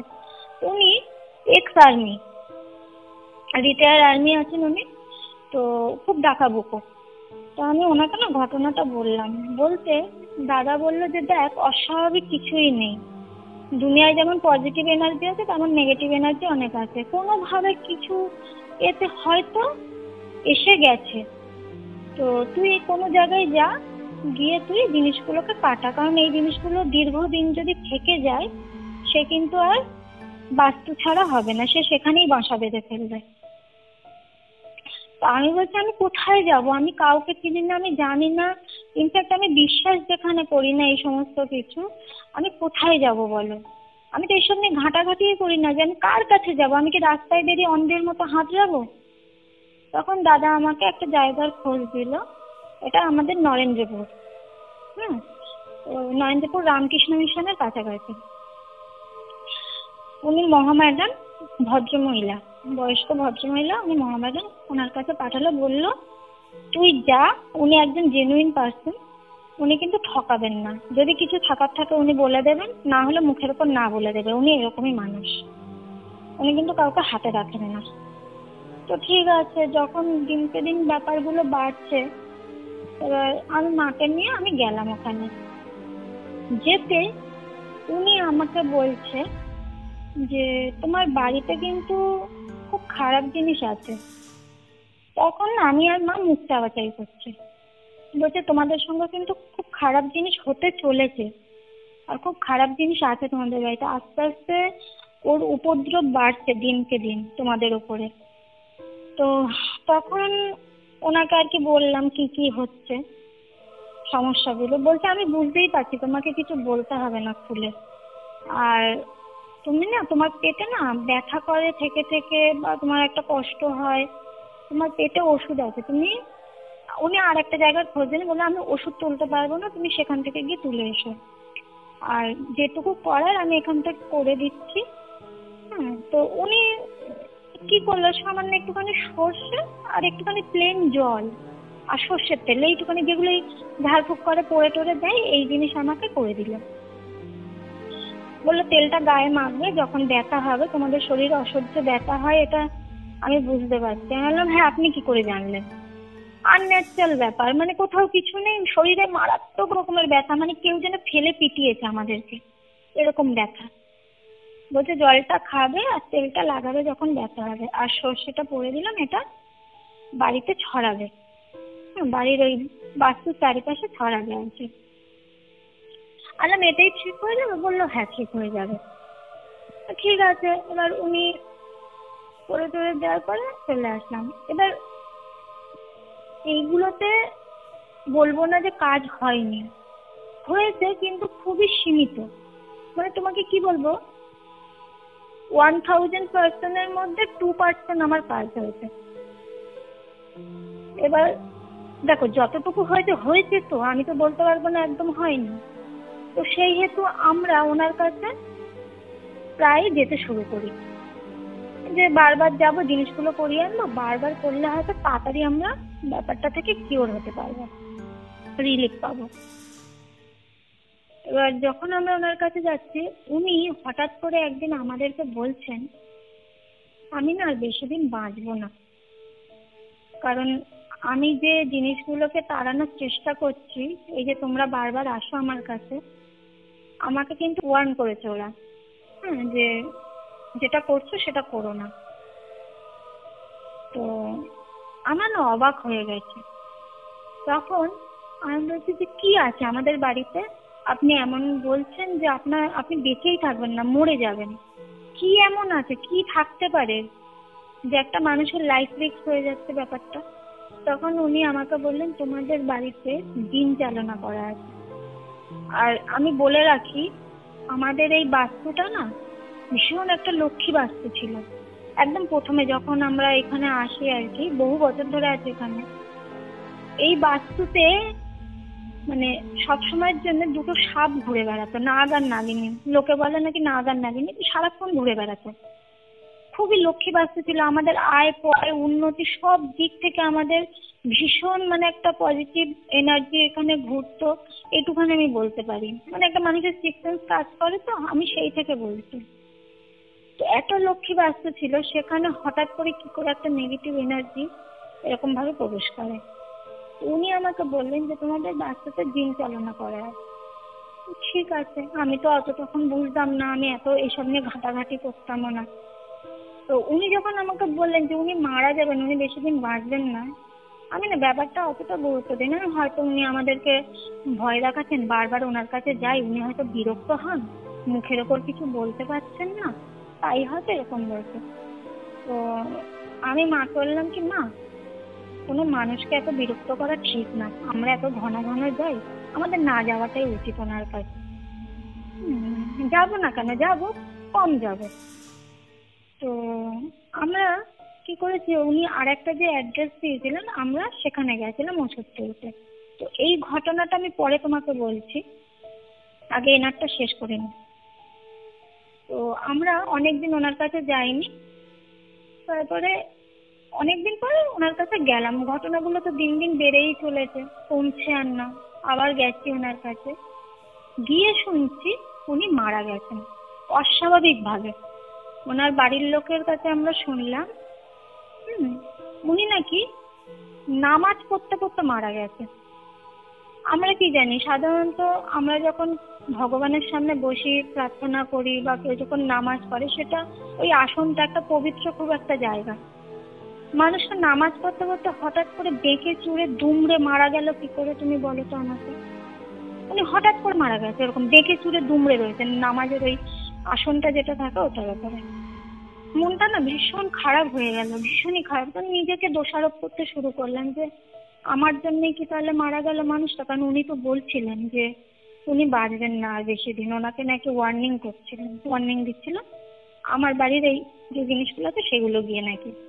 তো নিজেকে দোষারোপ করছিলাম। মাকে বললাম, মা যে আমাদের সঙ্গে যেগুলো হচ্ছে আমরা তো ফেস করছি, তার সঙ্গে আমরা আদার্স আরো মানুষগুলোকেও কষ্টের মধ্যে ফেলে দিচ্ছি। মা বললাম, মা আমরা মরি সেটা কোনো কষ্ট নেই, কিন্তু আমাদের জন্য অন্য কেউ মরুক সেটা মেনে নিতে পারবো না। তো আর কোথাও যাব না মা, আর ভালো লাগছে না জিনিসটা। এবার এই ঘটনাটা মানে উনি মারা যাওয়ার মানে আমরা যে জেনেছি উনি মারা গেছেন, তার আগে তো আমরা উনি আরেকটা যে ঠিকানা দিয়েছিলেন আমরা ওখানে গেছিলাম। এবার সেই ঘটনাটা আমি বলছি। আমি যে জায়গায় গেছিলাম আমি নামটা বলতে পারছি না, তো ওখানে গেছি। উনি ওষুধ তোলেন কিরকম ভাবে, ছোট ছোট যে মাটির ঘটগুলো হয়, একদম ছোট ঘট, তো ওই ঘট ওনার ওখানে প্রচুর রাখা রয়েছে, পুরো পরিষ্কার শুকনো। তোমাকে দিয়ে জল আনাবে, পুকুরের জল, ওনার ওখানে পুকুর আছে, পুকুরের জল আনাবে, তোমার হাতেই থাকবে ঘরটা। উনি ওই ঘরটার মধ্যে দূর থেকেই ফু দেবে। উনি ওনার মতো কিছু মন্ত্র পাঠ করবেন, মনে মনে শুধু ঠোঁটটা নাড়বেন আর ফু দেবেন 3 বার ঘরটার মধ্যে, তোমার হাতেই থাকবে, ঠিক আছে? তারপরে উনি যখন ওটা কমপ্লিট হয়ে যাবে, উনি তোমার হাত থেকে ঘরটা নিয়ে তোমার নাভির মধ্যে ওটাকে বসিয়ে দেবে, চেপে ঘটের মুখটা বসিয়ে দেবে, দিয়ে এবার তোমার জামাটা ঢেকে দাঁড়িয়ে থাকবে। 10 মিনিট পর উনি তোমাকে ডাকবে, ডেকে তোমার হাত থেকেই ঘরটাকে খোলাবে। উনি কিন্তু ছোবেন না, ঠিক আছে? তোমার হাত থেকেই খোলাবে, খুলে এবার তোমাকে বলবে যে দেখো ওর মধ্যে কিছু আছে কিনা। এবার আমি গেছি, আমি গিয়ে ওরকম মাটির ঘরটা নিয়ে জল নিয়ে ওনার সামনে দাঁড়িয়েছি। উনি ওরকম যা করার করে উনি আমার পেটের মধ্যে ঘরটাকে বসিয়ে দিয়েছে, নাভির মধ্যে। আমি সামনে দাঁড়ানো। 10 মিনিট পর আমি ওনার সামনে গেলাম, আমি ঘরটা না বের করে ওনাকে দিচ্ছি, বলতে আমার হাতে দিতে হবে না, তুমি দেখো ওর মধ্যে কিছু আছে কিনা। আমি দেখছি ঘটের মধ্যে মানে কোনো শিকড় বেটে দিলে, মানে কিরম বলছি, খয়ের দিয়ে পাঞ্চি দিয়ে খেলে যেরকম একটা লাল ছিবড়ে ছিবড়ে মতো ব্যাপার হয়, ঠিক ওরকম ছিবড়ে ছিবড়ে জিনিস ওই জলের মধ্যে, ঘটের ভেতরে। আমি না ওখানে দাঁড়িয়ে পুরো অবাক হয়ে গেলাম। ওনার কাছে কিন্তু প্রচুর মানুষ যায়, প্রচুর মানুষ, মানে 4-5 জনের কথা আমি বলছি না, সারাদিনে মিনিমাম ওনার কাছে 150-200 জন মানুষ যায়। এবার আমি যদি ধরেও নিই যে উনি ঘরটা যখন এই মন্ত্র পড়ছে ফু দিচ্ছে, ওনার মুখ থেকে ঘটের মধ্যে কিছু ফেলে দিয়েছে। এবার 150-200 জন মানুষ যায়, ওনার মুখে কত জিনিস থাকতে পারে যে উনি ওই ঘটগুলোর মধ্যে ফেলতে থাকবে, অতখানি পরিমাণ, অনেকটাই হিউজ পরিমাণই ছিল ঘটের মধ্যে। আমি যে ধরে নিই যে উনি বদমাইশি করে মধ্যে কিছু ফেলেও দিয়েছে, সেটা কি সম্ভব? কখনোই না। যেখানে আমি সামনে দাঁড়িয়ে রয়েছি, 3টে ফু দিচ্ছে আর ঠোঁটটা নড়ছে, কিছু যদি ফেলে আমি তো দেখতে পাবো। আমি অবাক হয়ে গেলাম, ঠিক আছে, এটা একটা ব্যাপার গেল। এবার যারা ধরো ওখানে নেই, মানে ওই জায়গাটায় নেই, তারা অন্য কোথাও আছে, তুমি তাদেরও ওষুধ তোলাতে পারবে ওখান থেকে। সেক্ষেত্রে উনি কি করেন, তোমার হাত থেকে এই জলের ঘটটা উনি যে খাটের ওপর বসে থাকেন সেই খাটের মধ্যে রাখতে বলবে, তোমার সামনে, তুমি দাঁড়িয়ে থাকবে ওখানে, তোমার সামনে উনি ঘরটা রাখতে বলবে, তুমি রাখবে। উনি দূর থেকে ঘটের মধ্যে ফু দেবে, দূর থেকে। উনি কিন্তু ঘটের মধ্যে মুখ ঠেকিয়ে বা ঘটের কাছে যাবে না, দূর থেকে ফুটা দেবে। দিয়ে এবার তোমাকে বলতে হবে, যার তুমি ওষুধটা তুলবে তার নাম বলতে হবে, আর সেই স্টিল এখন কোন জায়গায় রয়েছে, মানে সে বাড়িতে রয়েছে না অফিসে রয়েছে, সেই অ্যাড্রেসটা তোমাকে ওনাকে বলতে হবে। এবার আমি কি করেছি, আমার বাবার জন্য আর আমার দাদার জন্য আমি ঘট বসিয়েছি, 2টো ঘট। তো আমার দাদা না তখন সল্টলেকে কাজ করতো একটা অফিসে।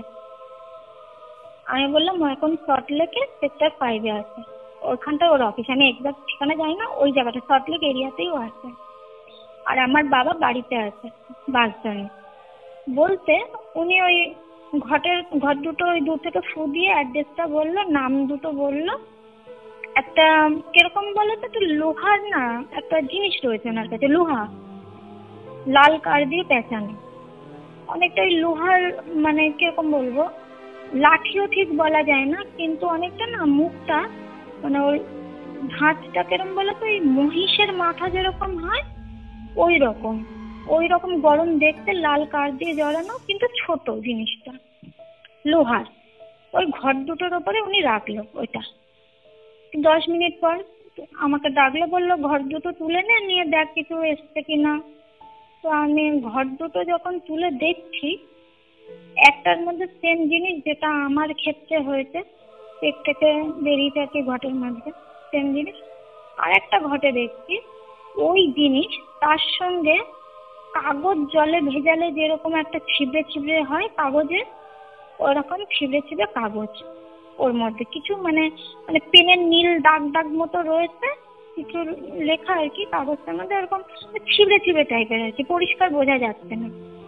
এবার তুমি আমাকে একটা জিনিস বলো, আমার ক্ষেত্রে যদি উনি মুখ থেকে কিছু ফেলেও থাকে ঘটের মধ্যে, আমি ধরে নিলাম ওটা উনি বদমাইশি করে করতেই পারে।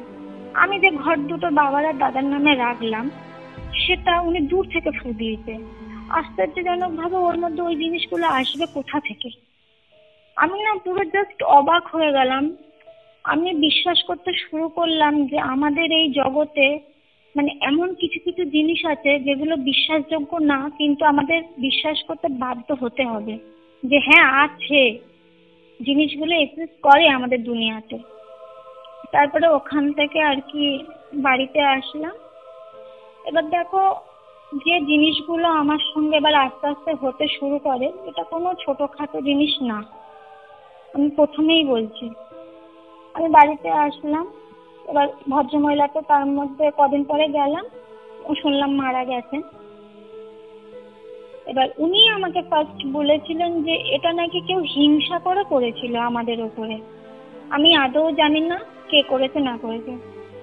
তো যাই হোক, যত দিন যাচ্ছে ততদিন জিনিসগুলো বাড়তে শুরু করে, প্রচন্ড ভাবে বাড়ছে, প্রচন্ড ভাবে। আমরা চারটে মানুষ বাড়িতে, যারা চারজনই ইনকাম করতাম, প্রত্যেকের কাজ চলে গেল, প্রত্যেকের কাজ চলে গেল। আমার দাদার কাজেও চলে গেছে। ঠিক আছে, মানে আমরা যে কি খাবো সেইটুখানি আমরা জানি না। আমাদের যে নুন ভাত খাই, ফ্যান ভাত খাই, যাই খাই, আমাদেরকে তো খেয়ে বাঁচতে হবে, কিন্তু আমাদের ইনকামের রাস্তা পুরোপুরি বন্ধ। তুমি বললে বিশ্বাস করবে না, মানে এই জায়গাটা আমি নিজের সম্পর্কে একটু বলছি। আমি না একজন সোশ্যাল ওয়ার্কার, আমি অনেক এনজিওতে কাজ করেছি, আমার 8 বছরের এক্সপিরিয়েন্স। আমি মাস্টার্স করেছি এই এনজিও নিয়ে। এবার তুমি ভাবো আমার মধ্যে কি সেই যোগ্যতা নেই যে একটা কাজ পাবো আমি?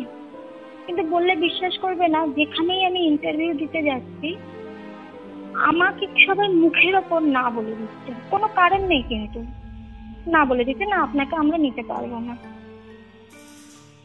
আমার কাজটা, ধরো সে ওই কাজটা করার মতো তার কোয়ালিফিকেশনই নেই বা তার কাছে এক্সপিরিয়েন্স নেই, সে পেয়ে যাচ্ছে কাজটা। আমার দাদার সঙ্গে সেম জিনিস হচ্ছে, আমার সাথেও সেম জিনিস হচ্ছে। এখনো অবধি আমরা কেউ কোনো কাজ পাইনি, কাজ করতেই পারছি না আমরা কোথাও। আমার বাবা অসুস্থ, আমার দাদা অসুস্থ, আমার মা অসুস্থ, আর এখন আস্তে আস্তে আমিও অসুস্থ হয়ে পড়ছি নানান রকম দিক থেকে। ঠিক আছে, তো আমাদের ফ্যামিলি সিচুয়েশন এখন প্রচুর খারাপ, প্রচুর খারাপ। আমরা যে বেঁচে আছি এটাই আমাদের কাছে অনেক বড় কথা। একদিন হঠাৎ করে কি হয়েছে, আমাদের না ঘরে একটা বাথরুম আছে অ্যাটাচ, আর বাইরে আমাদের মানে ঘরের সাথেই লাগোয়া, কিন্তু ওটা না আমাদের বাইরে থেকে যেতে হয়, উঠোনের কর্নারে বাথরুমটা ঘরের সাথে লাগোয়া। আর আমি কি করতাম, রাত্রিবেলা মাঝরাতে উঠে আমি বাইরের বাথরুমেই যেতাম, আমি না ঘরের বাথরুমটা ইউজ করতাম না অতটা। কেন জানি না আমার ঘরের বাথরুমে যেতে ইচ্ছা করতাম না, আমি বাইরের বাথরুমে সবসময় ইউজ করতাম। তো একদিন মাঝরাতে উঠে আমি বাইরের বাথরুমে গেছি। আমাদের বাথরুমের সোজাসুজি একটা নারকেল গাছ আছে, আর আমাদের না মানে বাইরের যে ফ্রন্ট গেট, ওই গেটের পাশ থেকে লাইন দিয়ে দুটো নারকেল গাছ আছে, মানে আমাদের বাউন্ডারির গা ঘেঁষে। তো একটা নারকেল গাছ আমার জানলা সোজাসুজি পড়ে, বাউন্ডারির গায়ে যে নারকেল গাছটা ওটা আমার জানলা সোজাসুজি পড়ে আমার রুম দিয়ে। আর একটা নারকেল গাছ পড়ে তোমার বাইরের যে গেট তার পাশে, আর একটা নারকেল গাছ পড়ে তোমার বাথরুমের সোজাসুজি, একদম বাথরুমের সামনে। তো আমি বাইরের বাথরুমে বাথরুম করে আমার হঠাৎ কিরকম যেন একটা মনে হলো, আমি না নারকেল গাছের ওপরের দিকে তাকিয়েছি। আমার হঠাৎ করে মনে হলো নারকেল গাছের ওপরে কেউ যেন আছে। আমি কিন্তু কাউকে দেখতে পাচ্ছি না, আমি কখনোই বলবো না যে আমি কাউকে মানে ওখানে ফিগার দেখেছি, আমি বলতে পারবো না, কিন্তু তখন অবধি আমি কাউকে দেখিনি, আমার মনে হচ্ছে জাস্ট। এবার হঠাৎ করে কি হলো, আমি নারকেল গাছের নিচে বসে পড়ে আমি দেখছি আমার পাশে একটা ঘূর্ণিঝড় যেরকম জিনিসপত্র গোল গোল করে ঘোরায়, ওইরকম একটা ছোট্ট ঝড় মতো মানে হাওয়া খেলছে আর কি। শুকনো পাতাগুলো গোল গোল করে ঘুরছে ওইখানটায়। কিরকম সাইজের বলছি, আমরা এই ভাত খাই যে থালা বা প্লেটে যতটা গোল আয়তনটা হয় আর কি, ওই রকম আয়তনে গোল গোল করে হাওয়া ঘুরছে, আর শুকনো পাতাগুলো ওর মধ্যে গোল গোল করে ঘুরছে। আর আস্তে আস্তে একটা তীক্ষ্ণ উটকো একটা ঝাঁঝালো পচা গন্ধ আমার আশেপাশে ঘুরছে। বাতাসটা রীতিমতো না ভারী হয়ে উঠেছে, মানে আমার নিঃশ্বাস নিতে কষ্ট হচ্ছে রীতিমতো। আমি যখন ওইটা দেখছি যে পাতাগুলো গোল গোল করে ঘুরছে, আমি আশেপাশে তাকিয়ে দেখছি যে ঝড় উঠলো কিনা। চারিদিকে আমি যখন দেখছি গাছের পাতা একটা ফোঁটা নড়ছে না, মানে পুরো থম মেরে দাঁড়িয়ে রয়েছে, সেই গুমোট একটা পরিবেশ বলে ঠিক ওই রকম। একটা গাছের পাতা নড়ছে না। সেখানে আমার পাশে ওই রকম ভাবে শুকনো পাতাগুলো গোল গোল ভাবে ঘুরছে, আর ওই উটকো ঝাঁঝালো পচা গন্ধটা আমার আশেপাশে মানে তীক্ষ্ণ থেকে তীক্ষ্ণতম হয়ে উঠছে। নিঃশ্বাস নিতে আমার খুবই কষ্ট হচ্ছে। মনে হচ্ছে আমার গাটা তখন অলরেডি ভারী হয়ে গেছে, আমার পাটা ভারী হয়ে গেছে, আমি না নড়তে পারছি না, আমার শক্তি নেই নড়ার। আমার মনে হচ্ছে হঠাৎ করে কোনো বুড়ো মানুষ যদি বসে, দুটো হাঁটুর মাঝখানে যেরকম মাথাটা নেড়ে যায়, ঠিক ওরম ভাবে কেউ যেন ওপরে বসে রয়েছে আর মাথাটা আস্তে আস্তে করে নিচের দিকে নেমে আসছে আমার দিকে, অস্বাভাবিক রকম ভাবে। এবার আমি তখন জানি না, হয়তো আমার ইষ্ট যে দেবী, যে আমি যাকে মানি বা আমি যাকে পুজো করি, সে হয়তো আমাকে সেদিন বাঁচিয়ে নিয়ে ঘরে ঢুকিয়ে দিয়েছিল কিনা আমি জানি না। আমি ওখান থেকে যা হোক করে উঠে এসে আমি বিছানায় শুয়ে পড়েছি। আমি সেদিন আর ঘরের লাইট নেভাইনি, শুয়ে পড়েছি। সময়টা ছিল শীতকাল, পাখা বন্ধ ছিল, জানলা দরজা সব আষ্টে পিষ্টে বন্ধ। যখন আমি বিছানায় এসে শুয়েছি, ওপরে তো মানে চালের ওপরে যে আওয়াজগুলো হয় সেগুলো তো অটোমেটিক্যালি বেড়ে গেল, মানে কনস্ট্যান্ট হয়ে যাচ্ছে, হচ্ছে তো হয়েই যাচ্ছে, আঁচড় কাটছে, মনে হচ্ছে যেন অ্যাডভেস্টারটা খুলে তুলে নিয়ে চলে যাবে, এমন মানে দাপাদাপি শুরু করে দিয়েছে চালের ওপরে। আর আমি না পাখার দিকে এক দৃষ্টে তাকিয়ে রয়েছি, আমার হাতটা আমার কপালে রাখা, চিত হয়ে আমি শুয়ে রয়েছি পাখার দিকে তাকিয়ে। তখন থেকে আমার না মানে শরীরের মধ্যে চেঞ্জেস আসতে শুরু করে দিচ্ছে, মানে মনের মধ্যে একটা বিচ্ছিরি একটা চিন্তা ভাবনা আসতে শুরু করলো। মনে হচ্ছে যে আমি সুসাইড করে নি, আমি কেন বেঁচে আছি, আমি পৃথিবীতে আসলামই বা কেন, জন্মালাম কেন, মানে যত রকমের বাজে বাজে চিন্তা ভাবনা সব আমার মধ্যে শুরু হয়ে গেছে। আমি মানে মনে হচ্ছে কি জানো তো, আমার আশেপাশটা পুরো অভিশপ্ত হয়ে গেছে, আমার কিছু ভালো লাগছে না, মনটা এত বিষাক্ত হয়ে গেছে, আমার কিচ্ছু ভালো লাগছে না। মানে সেই মুহূর্তে যদি আমার হাতের কাছে দড়ি থাকতো, আমি মনে হয় সেদিন গলায় দড়ি দিয়ে ঝুলেই পড়তাম। এতটা খারাপ সিচুয়েশন হয়ে গেছিল ওই দিন রাত্রিবেলা। সমানে পাখার দিকে তাকিয়ে আমি ভেবেই যাচ্ছি যে উঠে আমি গলায় দড়ি দেবো, উঠে আমি গলায় দড়ি দেবো। আমার আর বেঁচে থাকার কোনো ইচ্ছাই নেই, আমি কেনই বা বেঁচে আছি, আমার বেঁচে থাকার কোনো অধিকারই নেই, আমার সমানে এরকম মনে হচ্ছে। কখন যে সকাল হয়ে গেছে আমি নিজেও জানি না, আমি একদিকে এরকম তাকিয়ে গেছি পাখার দিকে। আমার মা সকালবেলা উঠে এসে আমাকে মানে রোজ জাগায়, রোজ সকালবেলা এসে ঘুম থেকে জাগাবে, কারণ আমার ঘরে ঠাকুর রয়েছে, মনসার বিগ্রহ রয়েছে আমার ঘরে। তো জানলা দরজা সব খুলে দেয়, ঘরে আলো প্রবেশ করবে আর আমাকে ডেকে তুলবে। সেদিন সকালবেলা মা এসছে, এসে জানলা টানলা খুলে দেখছে আমি একদৃষ্টে পাখার দিকে তাকিয়ে শুয়ে রয়েছি, ঘরে আলো জ্বলছে। মা আমাকে বলছে ধাক্কা দিয়ে, কিরে তুই রাতে ঘুমাসনি, তুই এরকম ভাবে তাকিয়ে রয়েছিস? আমি না মায়ের দিকে কটমট করে তাকিয়েছি। বলছে, মা বলছে এরকম করে তাকাচ্ছিস কেন, তুই আমার দিকে, কি হয়েছে, রাতে ঘুম হয়নি? তো আমি জাস্ট মাকে বললাম, না আমি ঘুমাইনি। গলার ভয়েস তখন অলরেডি চেঞ্জ হতে আমার শুরু করে দিয়েছে, একটা ভারী গলার ভয়েস। আমি বলছি, না আমি ঘুমাইনি। মা জানে যে আমি বহু মানে কিছু বছর ধরে রাতে ঘুমাই না, ঘুমাতে পারি না অ্যাকচুয়ালি, কারণ আমার বাড়ির চালের ওপর যে আওয়াজগুলো হয় সেগুলো ঘুমাতে দেয় না। মাঝরাতেই এমন এমন জোরে আওয়াজ হবে যে তুমি ঘুমের মধ্যেই লাফ মেরে ছিটকে উঠবে, তোমার হৃৎপিণ্ড মনে হবে বাইরে ছিটকে বেরিয়ে আসবে, বুক ধড়ফড় করবে রীতিমতো, এত জোরে আওয়াজ হয়। তো মা ভেবেছে যে যেরকম হয় আর কি ওইরকম। কিন্তু মা না চেঞ্জেস গুলো দেখতে থাকে আমার মধ্যে। এক রাতের মধ্যে আমার চোখের নিচে কালি পড়ে গেছে, চোখ গর্তে ঢুকে গেছে, আমার গলার কণ্ঠা দুটো বেরিয়ে গেছে। একটা রাতের মধ্যে কোনো মানুষের শরীরে এতটা চেঞ্জেস হতে পারে? হ্যাঁ হয়। কোনো নেগেটিভ এনার্জি যদি মানে কি বলবো আশেপাশে ঘোরে, হয়, সেটা টাইম লাগে।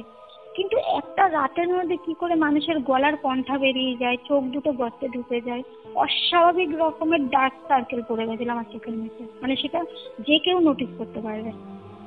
মনে হচ্ছে যেন সে কাজল পরলে কাজল লেপতে গেলে যেরকম কালো, ওই রকম কালো। ঠিক আছে, মা কিছু কিন্তু বলেনি আমাকে। এবার সকাল, আমার তো সারা রাত ঘুম হয়নি, ওরকম হয়তো একটা অস্বস্তি হচ্ছে শরীরের মধ্যে। অলরেডি চেঞ্জেস হতে শুরু করেছে আমার ভেতরে। মাথার কষ্ট হচ্ছে, আমি না কিচেনে গিয়ে চা করছি যে একটু খাবো, যদি মাথায় একটু রিলিফ হয়। চা করছি, তার মধ্যে আমার একটা কাকু এসছে, আমার পরিচিত। এবার কাকু না আমার সঙ্গে খুব ইয়ার্কি মারে, আমার পিছনে লাগে আর কি, আমিও কাকুর পেছনে লাগি, এরকম একটা আমাদের বন্ডিং। তো সেদিন কাকু এসে আমাদের এই বাইরের যে ঘরটা খাওয়া দাওয়া হয় আর কি, সেই ঘরে সোফার মধ্যে বসেছে। কাকু অলরেডি পেছনে লাগা শুরু করে দিয়েছে আমার। অন্যদিন আমি যেভাবে রিয়াক্ট করি, সেদিন আমি কিন্তু সেইভাবে রিয়াক্ট করিনি। আমি চাটা জাস্ট কাপে ঢেলেছি, ফুটন্ত চা আমি কাপে ঢেলেছি, ঢেলে নিয়ে এসে উনি তার মধ্যে মানে চরম লেভেলের একটা ইয়ার্কি মেরেছে। আমি সেটাকে আর নিতে পারিনি, চাটা নিয়ে রীতিমতো ওনার গায়ে ছুঁড়ে মেরেছি। ওনার যে পাটা মানে খোলা ছিল, পায়ের যে চেটুকটা আর কি আমরা বলি পায়ের পাতা, ওই পায়ের পাতার উপর আমি ছুঁড়ে মেরে দিয়েছি। এবার কাকু রীতিমতো, গরম চা পড়েছে, জ্বালা যন্ত্রণায় চিল্লামিল্লি করে উঠেছে। আমি তখন, মা কিন্তু অলরেডি চিল্লামিল্লি শুরু করে দিয়েছি, কি শুরু করেছিসটা কি তুই, এগুলো কি করছিস তুই, হ্যাঁ নিজেকে কন্ট্রোল কর, এগুলো কি হচ্ছে, একটা মানুষকে তুই এইভাবে কষ্ট দিলি, তুই কি করে পারলি, মা অলরেডি বলতে শুরু করে দিয়েছে। আমি তখন বলছি, আমার রিয়াকশন ভীষণ বিচ্ছিরি ভাবে ওনার দিকে আমি তাকাই, মানে চোখ পাকিয়ে একদম তাকিয়ে ওনাকে বলছি, যেটা করেছি বেশ করেছি, যদি বেশি বাড়াবাড়ি করেন এবার গরম জলে চুবিয়ে মারবো। আমার মা মানে প্রচন্ড ভাবে ভয় পেয়ে গেছে, কারণ আমার ক্যারেক্টারটা ওরকম না, অন্য কেউ যেন আমি মানে আমার মধ্যে থেকে কথা বলছে এরকম একটা ব্যাপার। কাকু অবাক হয়ে গেছে, হাঁ করে আমার দিকে তাকিয়ে গেছে, মানে সে তখন তার জ্বালা যন্ত্রণা ভুলে গেছে। সে দেখছে যে আমার সামনে আমি কাকে দেখছি, আমি যাকে এত বছর ধরে চিনে এসেছি, সে টোটালি অন্য মানুষ। তখন মা কাকুকে বলল যে দেখো, ও তো সারা রাত ঘুমায়নি, তুমি জানো রাতে একটু প্রবলেম হয়, ঘুমাতে পারে না, তো ঘুমায়নি, ওর শরীরটা খারাপ, তুমি না আজকে ওর সঙ্গে বেশি ইয়ার্কি করো না, তুমি বাড়ি যাও, তুমি পরে আমার সাথে ফোনে কথা বলে নিও এই ব্যাপারে, এখন ওর সাথে কোনো কথা বলো না, ওর শরীরটা ভালো না, উল্টো পাল্টা করছে। এবার কাকু কি বুঝেছে আমি জানি না, কাকু সেই মুহূর্তেই চলে গেছে, ঠিক আছে বৌদি তাহলে আমি আসি বলে চলে গেল।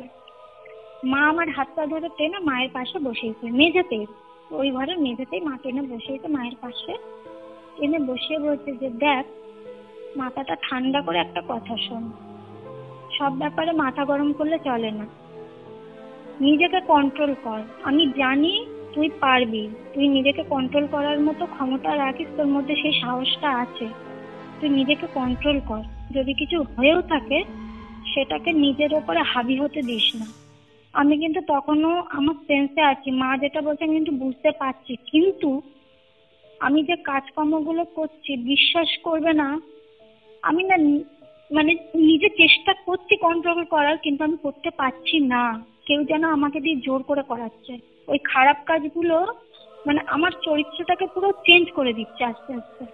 সেদিন আমি না কিছু খেতে পারিনি, বিশ্বাস করো, খাবার আমার সামনে আসলেই না আমার বমি উঠে আসছে, আর খালি আমার নাকের আশেপাশে না খালি ওই পচা দুর্গন্ধটা খালি ভাসছে, খালি না বমি পাচ্ছে, নাকের মধ্যে গন্ধটা ঘুরছে আর বমি পাচ্ছে, মানে উটকো একটা মানে দুর্গন্ধ, এত বিকট গন্ধ। আমি এত শ্মশানে গেছি, এত ময়লার মানে ওই গার্বেজ এগুলো হয় আর কি তোমার ডাস্টবিন, ওর পাশ থেকে গেছি, এরকম বিচ্ছিরি কথা গন্ধ আমি জীবনে কোথাও পাইনি, এত বিচ্ছিরি গন্ধ, নাক পাক না তোমার জ্বালা পোড়া করবে। এবার খালি ওই গন্ধটা আসছে, আমি কিছু খেতে পারলাম না, খালি বমি আসছে। আর মা দেখছে ব্যাপারটা না খুব একটা স্বাভাবিক হচ্ছে না, মানে যত বেলা এগিয়ে আসছে জিনিসটা বাড়ছে আমার মধ্যে। মানে অন্যরকম একটা চরিত্র আমার মধ্যে ফুটে উঠছে। সেদিন মা রাত্রিবেলা আমাকে কোনোভাবে একা থাকতে দেয়নি, আমার বেডেই আমার সঙ্গে শুয়েছিল। সেদিনও রাতে আমি সারা রাত ঘুমাইনি। মাও কিন্তু জেগেছিল, মা দেখছে আমি ঘুমাতে পারছি না, মা সমানে আমাকে বলে যাচ্ছে ঘুমানোর চেষ্টা কর, ঘুমা। আমার মাথায় হাত বোলানোর চেষ্টা করতে আমি হাতটাকে না ছিটকে ফেলে দিচ্ছি, যেটা আমি কোনোদিন করি না। মা বলছে তুই বারবার এরকম কেন আমার হাতটা ছিটকে ফেলে দিচ্ছিস, আমার তো হাতে ব্যথা লাগছে। তো আমি ভারী গলায় আমার মাকে বলছি, আমাকে তুমি ছোবে না, আমাকে তুমি ছোবে না, আমার ভালো লাগছে না তোমার ছোঁয়া, তুমি আমার খাট থেকে নেমে যাও। আমি মাকে সমানে আনছি। আমার মা কিন্তু ওঠেনি। তার আগে বলি, আমার মা আমার পরিচিত একটা দিদিকে ফোন করেছিল, করে তার সঙ্গে এই ব্যাপারটা ডিসকাস করেছিল বিকেলের দিকে। তখন আমি আমার মায়ের ধারে কাছে ছিলাম না, আমি জানতাম না। তো তার সঙ্গে ডিসকাস করতে দিদিটা বলল যে মামুনি, আমি বোনকে তাহলে একটা জায়গায় নিয়ে যাব, কিন্তু সেখানে যেতে গেলে ভোর মানে অন্ধকার থাকতে থাকতে বেরোতে হবে, কারণ সেখানে পৌঁছাতে গেলে দুপুর হয়ে যাবে, দুপুরে 1-1:30 বাজবে, এতটাই দূর। আবার তো আমাদেরকে ব্যাক করতে হবে। তুমি এক কাজ করবে, বোনকে কালকে বিকেলের দিকে আমার কাছে পাঠিয়ে দেবে। মা বলছে কালকে কি নিয়ে যাওয়া যাবে না? বলছে না, এত বেলা হয়ে মানে এত বেলা হয়ে গেছে, তুমি বোনকে যদি আজকে পাঠাও আমি কালকে ওকে নিয়ে যেতে পারবো না কোনোভাবে, কারণ ওখানে না আমাকে আগে থাকতে জানাতে হবে ব্যাপারটা। সেই দিনটা রাত গেল, পরের দিনকার যখন ওই বিকেল হবে মা আমাকে দিদির ওখানে পাঠিয়ে দিল। এবার আমি গেছি দিদির বাড়িতে। ওদের না দোতলা, যে রুমটায় আমি আর দিদি শুয়েছিলাম ওটা দোতলা। বাড়িগুলো কিরকম বলো তো, সেই এখনকার বাড়িগুলো কিরকম হয়, মানে জানলার ওপরে সানসেট থাকে, কেউ কিন্তু ইজিলি ওপরে উঠে যেতে পারবে, উঠে জানলায় ওই সানসেটের উপর বসে জানলায় ঠক ঠক করতে পারবে। কিন্তু সেই তোমার নর্থ কলকাতার বাড়িগুলো যেরকম আছে না, জানলাগুলো পুরো একদম দেয়ালের সাথে লাগোয়া, একদম পুরো চ্যাপ্টা, কোনো ব্যালেন্সই পাবে না ওপরে ওঠার মতো। তো দিদির বাড়ির জানলাগুলো অনেকটা ওইরকম পুরোনো আমলের বাড়ি, ওদের ওপরে ওঠার কোনো পজিশনই নেই ওদের ওখানে। দিদি আর আমি যে রুমটায় শুয়ে রয়েছি, দিদি কিন্তু শুয়ে রয়েছে আমার পাশে, ও কিন্তু ফলো করছে আমাকে যে আমার মধ্যে কিছু হয় কিনা। সেদিন অত কিছু হয়নি, কিন্তু দিদির ঘরের জানলাগুলো অটোমেটিক্যালি কেউ যেন ধাক্কাচ্ছিল, কেউ যেন ঠক ঠক করতে ধাক্কাচ্ছে জানলাগুলো। আমি ভেবেছিলাম দিদি ভয় পাবে, যার জন্য আমি আর কিছু দিদিকে সেদিন রাতে বলিনি। রাতটা যা হোক করে কাটলো, জেগেই কাটিয়ে দিলাম। ভোর রাতে উঠলাম, দুজনে মিলে বেরোলাম। দিদিকে যখন ওই সূর্যের আলোটা ফুটলো আর কি ভালোভাবে, তখন আমি দিদিকে বললাম, দিদি তুমি লক্ষ্য করেছিলে তোমার ঘরের জানলাগুলো সব একসাথে কিরম ভাবে নড়ছিল আর ধাক্কাচ্ছিল, কেউ যেন টোকা মারছে, মানে বলছে যে জানলাটা খোলো। তখন দিদি বলছে হ্যাঁ আমি লক্ষ্য করেছি, কিন্তু বলছে ও আমাকে বলছে বোন বিশ্বাস করবি না, লাইফেই ফার্স্ট টাইম আমি এরকম কিছু অনুভূতি ফিল করলাম যে আমার দোতলার এখানে কিন্তু কেউ উঠতে পারবে না, তুইও জানিস আমিও জানি। জানলায় কিন্তু কোনোভাবে, মানে আমি যদি ধরেও নি কেউ সিঁড়ি দিয়ে ওপরে উঠেছে দোতলায়, এখানে কিন্তু সেরম করার মতো কেউ নেই, এতদিন কেউ কিচ্ছু করেনি, তুই আসলি এই রাতেই হলো। আমি বললাম দিদিকে যে দেখবে আমি চলে যাবো আর হবেও না। তো স্বাভাবিক দিদি কিন্তু তারপরে আর কোনো কিছু পায়নি, তার বাড়িতে ওরকম কোনো আওয়াজ কিছু হয়নি। যেদিন আমি ছিলাম শুধু সেদিনই ওটা হয়েছে। এবার আমাকে যার কাছে নিয়ে গেল, ওনার কাছে নিয়ে যাওয়ার পর উনি ফার্স্টে আমাকে দূরে দূরে দাঁড়াতে বললো। উনি একটা টেবিল রয়েছে, ওই ঘরের মধ্যে 4-5 জন থাকেন ওনারা একসাথে, যারা ক্রিয়া করে আর কি। তো আমাকে দূরে দাঁড়াতে বললো, ওনার টেবিল থেকে বেশ খানিকটা দূরে দাঁড়িয়ে আমাকে উনি বলছে তুমি ভূত পেতে বিশ্বাস করো না? না, আমি বলছি করি না, বললে ভুল হবে, করি না, কিন্তু চোখের সামনে দেখলে আবার করি, এরকম একটা ব্যাপার, মানে করি না বা করি এরকম একটা ব্যাপার। ওনাকে আমি বলছি সেটা। উনি তখন বলছে যে এমন কিছু ঘটনা ঘটছে তোমার সঙ্গে কদিন ধরে, আরো ঘটতে পারে, তুমি নিজেই বিশ্বাস করতে শুরু করে দেবে যে এই জিনিসগুলো আছে। আমি কিছু বলিনি, অলরেডি আমি তো বিশ্বাস করতে শুরু করেইছি যে আছে, তাহলে ওই আনন্যাচারাল জিনিসগুলো হবে কি করে। আমি ওনাকে কিছু প্রকাশ করছি না। এবার উনি বলছেন তোমার বাড়িতে কিছু জিনিস হেঁটে চলে বেড়ায়, আওয়াজ করে, তুমি এরকম গন্ধ পাও, তোমার আশেপাশে ঘোরে, তোমার মনে হয় যে তোমাকে কেউ ধাক্কা মেরে ফেলে দিচ্ছে বা কেউ মানে তোমাকে স্পর্শ করে বেরিয়ে গেল, এগুলো হয় কি? আমি বললাম হ্যাঁ, এগুলো আমার সঙ্গে একদম ঠিক ঠিক বলছেন আপনি, এইগুলোই আমার সঙ্গে হয়। উনি একটা আয়না নিয়ে আমার হাতে দিল, দিয়ে বললো তোমার মাথা থেকে পেট অব্দি আয়নাটা একবার বুলিয়ে নিচে নামাও। তো আয়নাটা নিয়ে আমার মাথা থেকে পেট অব্দি আমি বুলিয়ে নিচে নামালাম। উনি দূর থেকে ওই ফু দিচ্ছে, ওনার ক্রিয়া যেরকম করার আছে মন্ত্রযন্ত্র বাদ করে। এবার বলছে আয়নাটার দিকে দেখো তো কিছু দেখতে পাও কিনা তুমি। আমি না মানে কি বলবো, আশ্চর্যজনক ভাবে আমি দেখছি আয়নাটা, মানে আয়নার দিকে তাকালে কি হয়, আমরা নিজেদের প্রতিচ্ছবি দেখতে পাই। তো আমি দেখছি আয়নাটা পুরো কালো হয়ে গেল। প্রথমে যখন আয়নাটা আমায় দিয়েছিল আমি কিন্তু আমার নিজের মুখটাই দেখতে পেয়েছিলাম আয়না। আমার শরীরে বোলানোর পর উনি ওই কিসব মন্ত্রযন্ত্র বললে, তারপর দেখছি আয়নাটা পুরো কালো হয়ে গেছে। তো ঠিক আছে, এটাকেও আমি অতটা গুরুত্ব দিইনি। তো উনি বলছে খারাপ জিনিস কিন্তু চালান করা হয়েছে, আর এই জিনিসটা যদি কোনোভাবে না কাটানো হয় এই জিনিসটা কিন্তু খুব খারাপ আকার ধারণ করবে। এবার উনি কিছু আমাকে জিনিস দিলেন ক্রিয়া করার জন্য। আমি দিদির সঙ্গে আসলাম বাড়ি, দিদির বাড়ি চলে গেছে রাস্তা থেকে, আমি আমার বাড়িতে এসে উনি আমাকে বলেছিলেন যে জিনিসগুলো নিয়ে তুমি ঘরে ঢুকবে না, তুমি বাউন্ডারির বাইরে দাঁড়িয়ে আমার মানে কোনোভাবে আর কি ওই জিনিসটা আমার বাস্তুতে পুষতে হবে। এবার আমাদের বাউন্ডারিটা না একটু নিচু, যে কেউ চোখে ঢুকে যেতে পারবে, মানে একটু নিচু হলেই ঢোকা যায়। আমি যখন আমাদের বাইরের ওই গেটটা খুলছি, গ্রিলটা, বললে বিশ্বাস করবে না, আমাদের সরি তোমার ওই কি বলে পূর্ব আর দক্ষিণ দিকের যে কোণাটা, ওই দিকে আমাকে পড়তে বলেছে, পূর্ব আর দক্ষিণ দিকের কোণা। আর যে নারকেল গাছটা আমার জানলার সোজাসুজি আমার রুমে, ওই নারকেল গাছটা ঠিক ওই কর্নার বরাবর, মানে কর্নার থেকে সামান্য একটু দূরে।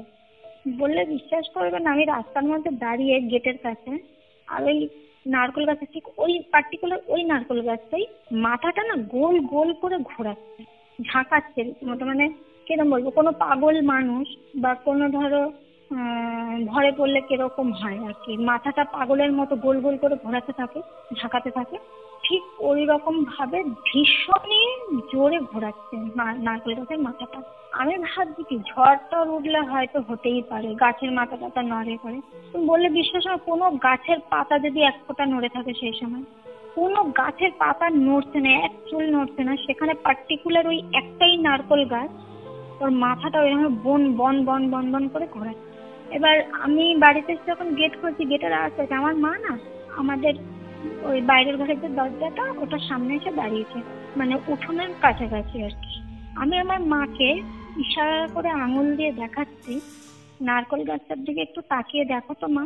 আমার মা যখন দেখছে নারকেল গাছটার দিকে, আমার মা না পুরো মানে কোনো ভ্যাবা চাপা খেয়ে গেছে পুরো, জিনিসটা হচ্ছেটা কি। কোনো গাছ এক ফোঁটা নড়ছে না, আমাদের বাড়িতে না প্রচুর গাছ আছে, যখন কোনো হাওয়া বাতাসে গাছ নড়বে, গাছের পাতা নড়বে, নিশ্চয়ই একটা গাছই নড়বে না, বাকি গাছগুলো একটু হলেও তো নড়বে রে বাবা। তো আমার মা পুরো ভয় পেয়ে গেছে, আমার মা দৌড়ে এসে আমাকে জড়িয়ে ধরেছে বাইরে, বলছে তুই এখানে দাঁড়াবি না, তুই এক্ষুনি ঘরে চল। আমি ওখানে দাঁড়িয়ে আমার মাকে বলছি তোমার কি মাথা ফাতা খারাপ হয়ে গেছে? আমি এত দূরে গেছি, এই কষ্ট করে আমি জিনিসপত্র নিয়ে এসেছি, আমাকে ক্রিয়া করতে দিয়েছে, আমার ভেতরে ঢোকা বারণ যতক্ষণ না আমি এটা করব। আমি আগে এটা করব, তারপরে আমি ঘরে ঢুকবো। তুমি যাও, আমার কিছু হবে না, আমার কাছে জিনিস আছে, তুমি যাও, ঘর থেকে গিয়ে শাবলটা বের করে আনো, আমার মাটি খুঁড়তে হবে। আমার মা তো আমাকে ছেড়ে যাবেই না কিছুতে, ওই রকম অবস্থা দেখে। আর আমি ওনাকে ঠেলে তুলে ভেতরে পাঠাবো। মা গেল ভেতরে, গিয়ে শাবলটা নিয়ে আসলো। নারকেল গাছ কিন্তু তখনও অব্দি ওইভাবে ঘুরছে, আর আমাকে যেতে হবে ওই নারকেল গাছের পাশ ঘেঁষে। তো যেতে হবে, যখন যেতে হবে কিছু করার নেই। আমি মনে মনে ভাবলাম মরি আর বাঁচি আমি করবই, কারণ যে জিনিসটা এনেছি সেটা এতটাই পাওয়ারফুল, যার জন্য নারকেল গাছটা পাগলের মতো দুলছে, মানে সে আমাকে করতে দেবে না, আমাকে বাধা দিচ্ছে কোনোভাবে। আমাকে ভয় দেখাচ্ছে। তার মানে এটা এমন কিছু দেওয়া রয়েছে, হয়তো এটা কেটে বেরিয়ে যেতে পারে। আমি করবই, মরি আর বাঁচি। আমি মরবো, আমার ফ্যামিলির বাকি 3জন মানুষ তো ভালো থাকবে। আমি না এরকম একটা চিন্তা ভাবনা নিয়ে আমি গেছি। আমার মা আমাকে ছাড়ছে না, ঠিক আছে, আমার মাও আমার পেছন পেছন গেছে, আমাকে ধরে গেছে।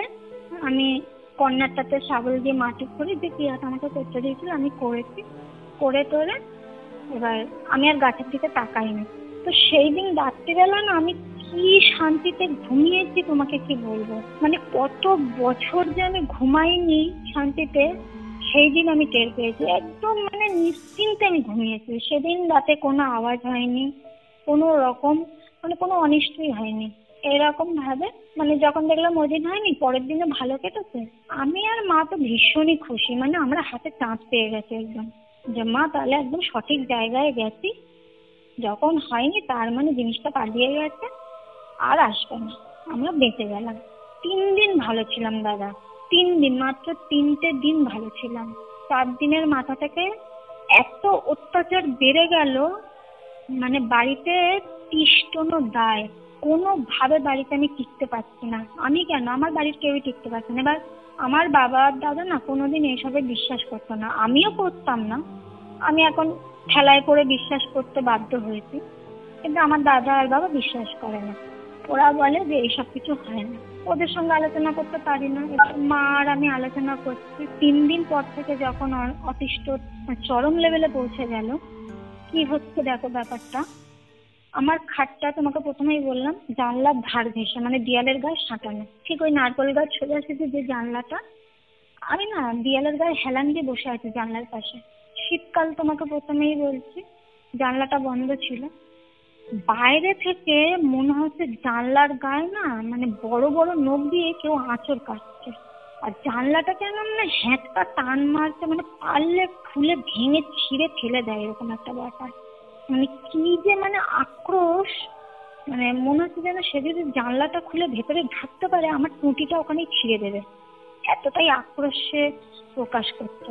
আমি বলছি আজকে ঘটনাটা দাদা, হয়তো অনেকেই শুনে ভাববে যে এরকম আবার হতে পারে নাকি।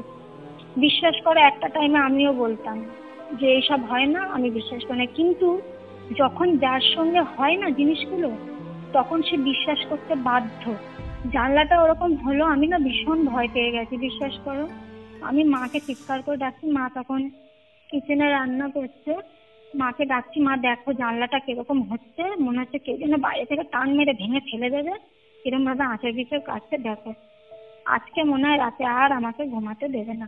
এরকম হওয়ার পর চালের ওপরে সেম একই ব্যাপার, চালের ওপর এরকম ধুমধাম হেঁটে যাচ্ছে, দৌড়াচ্ছে, আঁচড় কাটছে, ঝপাট করে এসে চালের ওপর বসছে, মানে নানান রকমের অত্যাচার শুরু হয়ে গেছে।